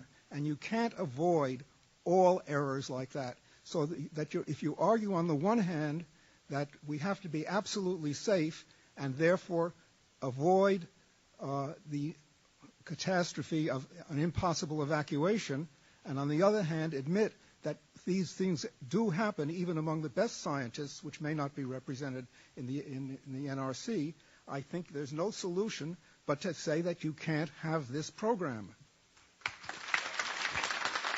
Thank you, sir, for your comment. So, Susan Leifer. Hi, I'm Susan Leifer. I'm going to comment on two things. One is that the plant has to close with winds above 100. But you're talking about everything, and if you can't escape from the plant, or if the plant needed help, and there's nobody who could get into the plant, you haven't considered the whole thing. So my next thing is, it's clear that Indian Point is going to close. Are you responsible for the decommissioning?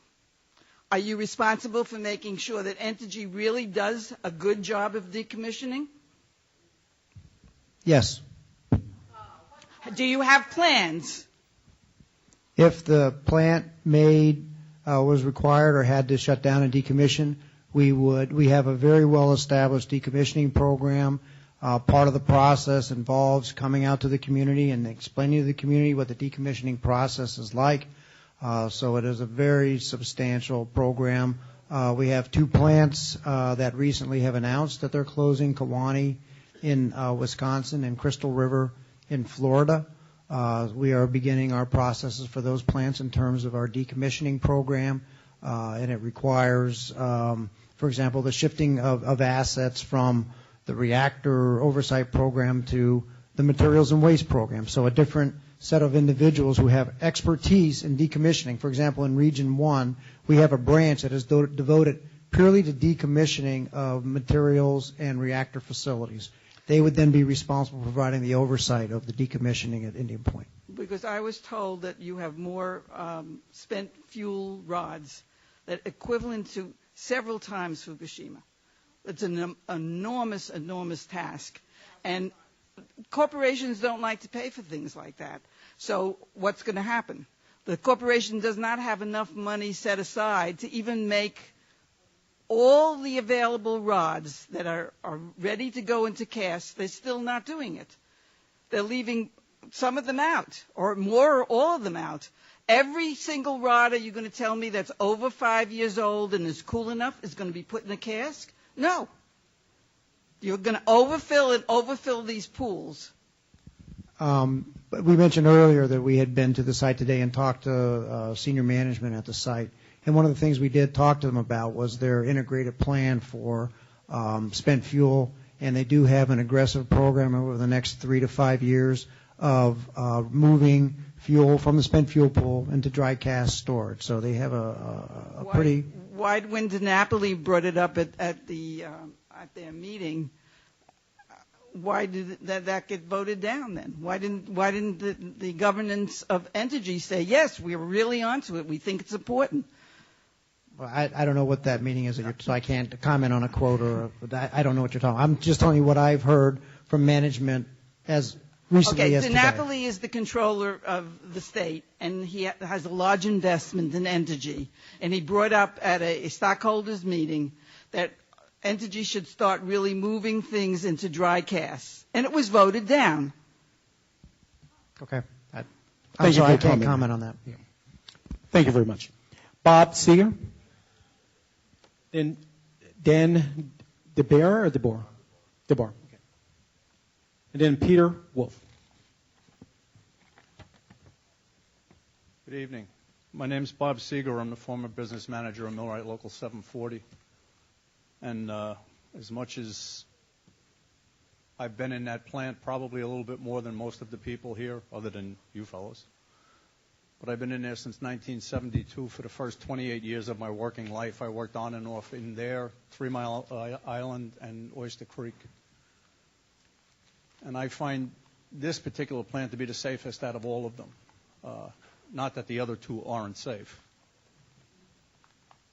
But I have found this one to be safe to the point that it can be annoying to try and get in there and go to work and to pay attention to all of the rules. But one of the things that I do know from working there and the 12 years that I spent as a business manager, Entergy and before them the Power Authority will fire you in a heartbeat if you do something that is against their safety programs.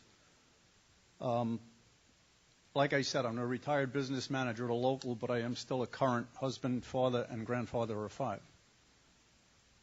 And the thing that means the most to me for a lot of reasons are my kids and particularly my grandkids. I don't need them to be around anything unsafe. And you can get hurt, injured walking across the street or in a car. There's risks in everything that you do. There was a couple of things here that I heard tonight that I would just like to comment on. One of them was to the fellow that was comparing this to a container of milk and an expiration date. I would like to make the analogy a little bit different. Everybody in this room has an expiration date. And thank God through new technology, some of those expiration dates get extended. Whether it's a heart transplant, a heart pump, new kidneys, whatever it is. The same types of things have been done to this plant. I know that from being in there. The plants that were built that I worked on in 1972, the shell of the building is there, but the insides of the building is completely different. I mean, the rotors in every one of those turbines have been changed at large expense. I know the valves have been changed. I know the RCPs have been changed, the reactor cooling pumps. There's been a tremendous amount of expense put in there for the safety of the people out here. Okay, sir, I'm going to have you to wrap up on your comments. I sat here for 3 hours. Yeah, that's fine, sir. We just want to get about a couple more comments in. That's fine. I listened to people for 5 minutes. You're fine. Come on, just a couple I'm more trying comments. to. Okay, there are people that want to close the plant and don't realize the economic side of this. Talk to the people out in Long Island and Loco and Shoreham and ask the people what they're paying out there for rates now. That may not mean something to some of the people in the room because maybe they don't live in this area. Okay, but as somebody that's on a fixed income, the way that the rates are going to go up is going to be astronomical. I don't really want to deal with that. And the last thing I would say to you, as far as being compared to NASA, if it wasn't for NASA, we'd have never gotten to the moon. Okay? You need to take, I don't know exactly the words that I'm looking for because it's hard to talk with somebody standing over my shoulder, but thank you very much for allowing me to talk. Thank you, sir. Don DeBar, Peter Wolf, and Marilyn. I'll be as brief as possible. Before I get to the subject matter, though, I'm making a sound recording of this meeting from the beginning, unedited. I will submit it to you as a part of the record if you'll accept it. And with respect to making a transcript, if you go into just about any law office in any city in New York State on any business day, there are people taking testimony and transcribing it in sufficient form for court, to be used as evidence in cases that involve $5,000, $20,000 lawsuits over car accidents and such. We're looking at exposure in the trillions here, uncompensated, basically an uncompensated taking by the government, by the way, to allow that condition, and our lives at risk. And so I would ask that, it is so offensive to hear that, and I apologize for the tone. These are adversarial proceedings. The nature of them is obvious to the public, that we're on one side and the government and Entergy are on the other side. This is obviously going to be approved, regardless of the physics, regardless of the population's concerns, regardless of the risk to us. This is going to be approved, and the reason for it is the economics that drive it. This is the nature of the economy here and the political economy.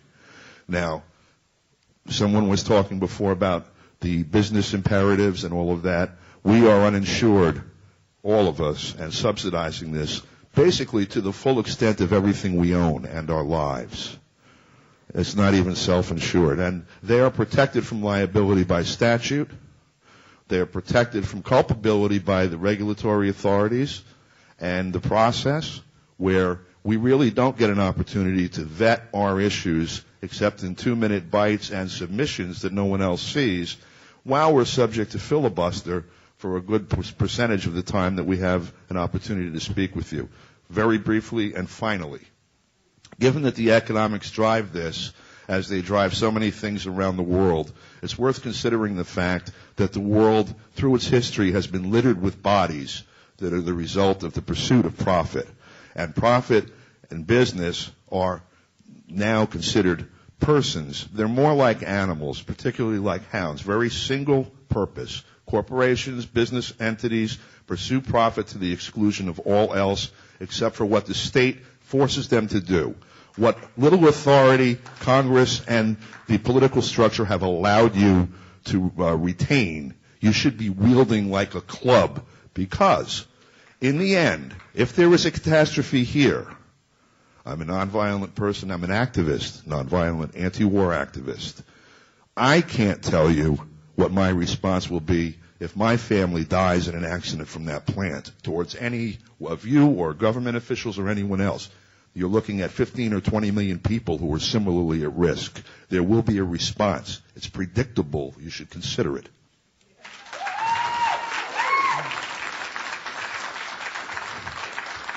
Sir, thank you for your comments. Peter Wolf. Good evening. There will be an incident at Indian Point with untold damages and unimaginable consequences. It is a matter of time I don't know whether it's going to occur tomorrow. I don't know whether it's going to occur next year, or in the next millennium. The point is that so much of this is unforeseeable. 9/11 was unforeseeable. But a lot of things, like Fukushima, were not. If you go and look at the reports, both the government of Japan and TEPCO have said it was avoidable. Now, we all know the earthquake was not avoidable and the tsunami was not avoidable, but the proper procedures weren't put into place. We can go through the Deepwater Horizon, we can go through all these types of things that, according to you, probably were not foreseeable. But what we've come down to is a risk-reward ratio. And the risk is just so paramount. It is going to wipe out this whole region. It could wipe out the entire economy of the country. And for what? For a few dollars more in an energy bill? If you use the latest survey that was done and was commissioned, it showed that the energy that comes from Indian Point isn't even needed until the year 2020. And by then, we'll probably have renewable resources in place. Now, I know that you gentlemen cannot tackle those specific issues.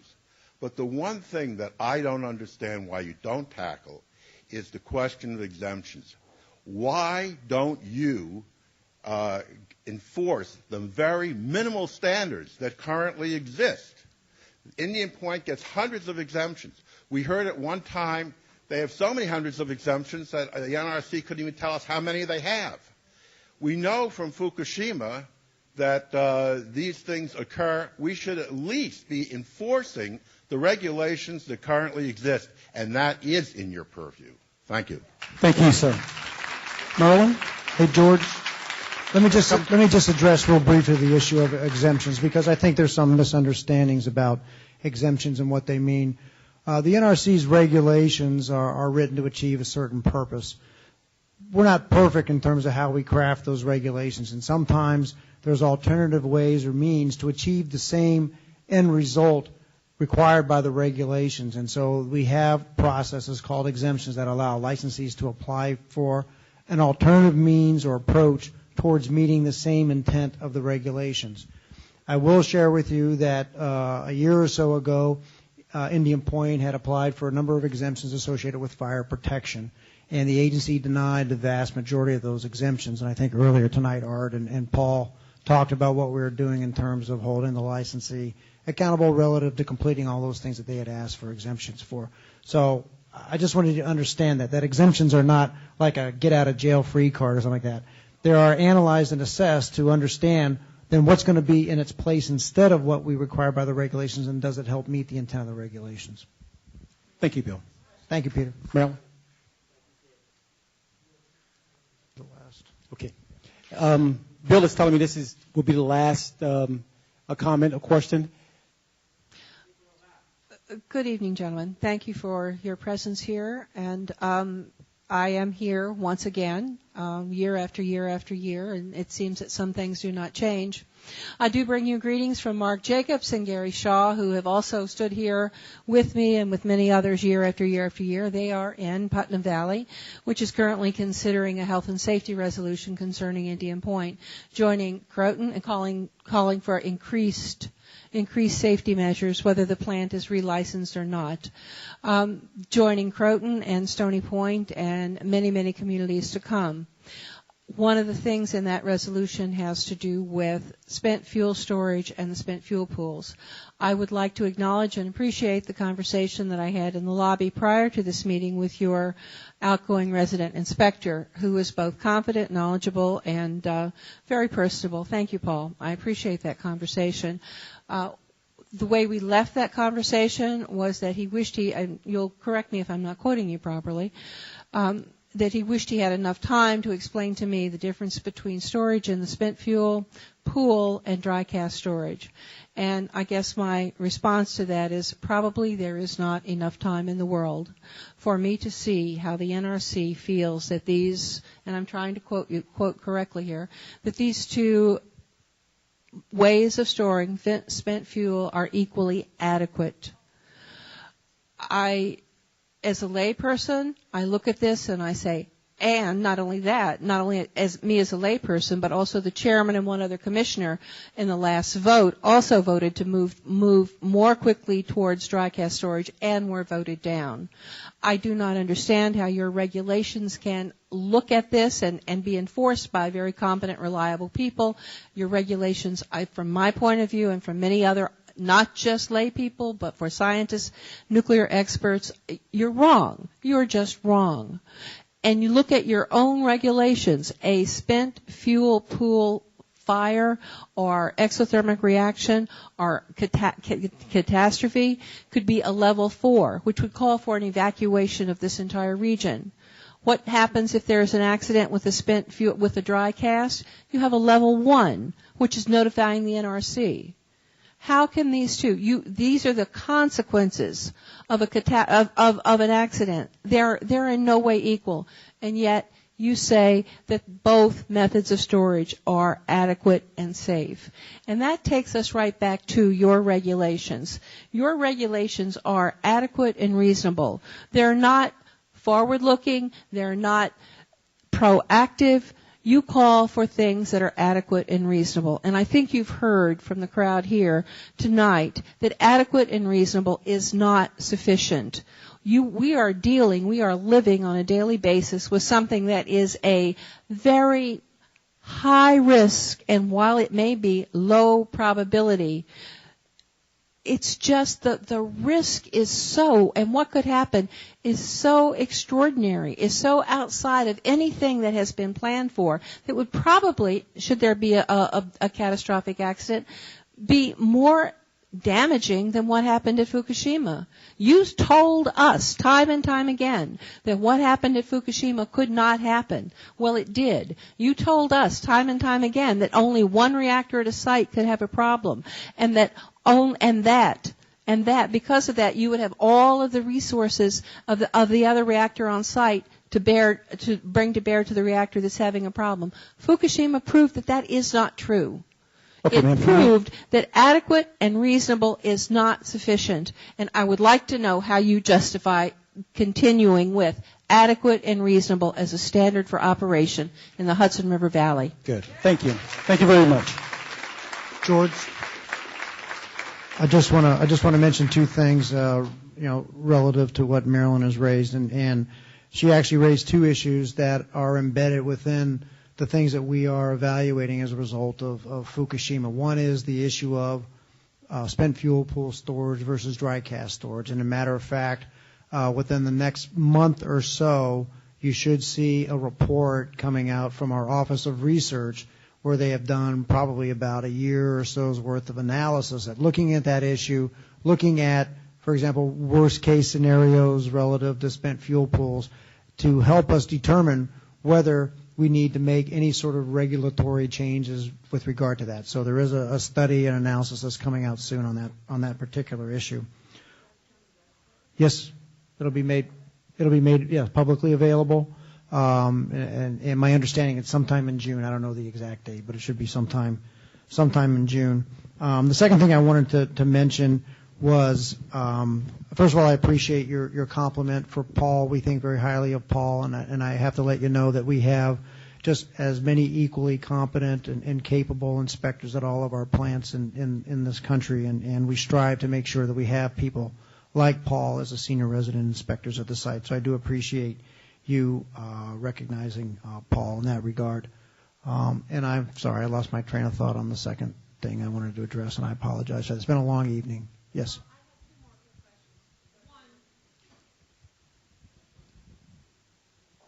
has to do with things that came up. Tonight.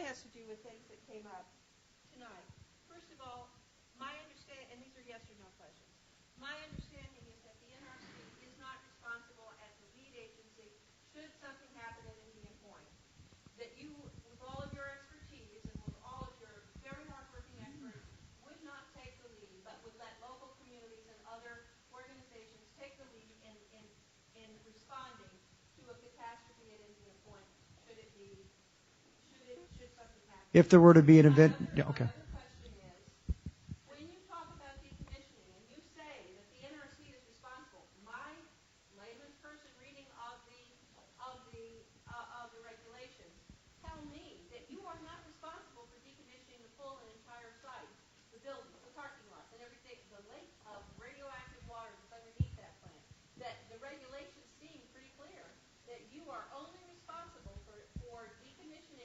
things where there are, the reactor building, for example, things where there is a radiological problem. So those are two yes or no questions. Okay. Well, actually, it's more than a yes or no question. With respect to event response, the NRC works in conjunction with FEMA, the state, and the local communities in terms of the event response. But so you are not lead agency. We are not. There is the lead for the protection of the public in communities where there are nuclear power plants is the state and the counties and the local entities. Okay? For protective actions. Secondly, with respect to decommissioning, and you're getting into levels that we don't have anybody here who's a decommissioning expert. Okay? But our regulations require the licensees to provide us with a comprehensive decommissioning plan, which we evaluate, and then we inspect that decommissioning plan as it is exercised through however many years the licensee takes to conduct its decommissioning in consistency with the regulations. So I'm not sure if that fully answers your question, but it's more than just the reactor building, okay? It would be the entire Indian Point site. So you're telling me that the NRC is responsible for the whole entire site. Is that what I'm hearing? We are responsible for oversight of the licensee decommissioning Indian Point consistent with the regulations. The entire site. We're talking about regulations. They would have to assure, for example, that if there's areas of the plants that have, for example, let's talk about the tritium that in the groundwater, and they would have to remediate wherever that is on the site to the appropriate levels required by the regulation. So that's more than the reactor building, okay?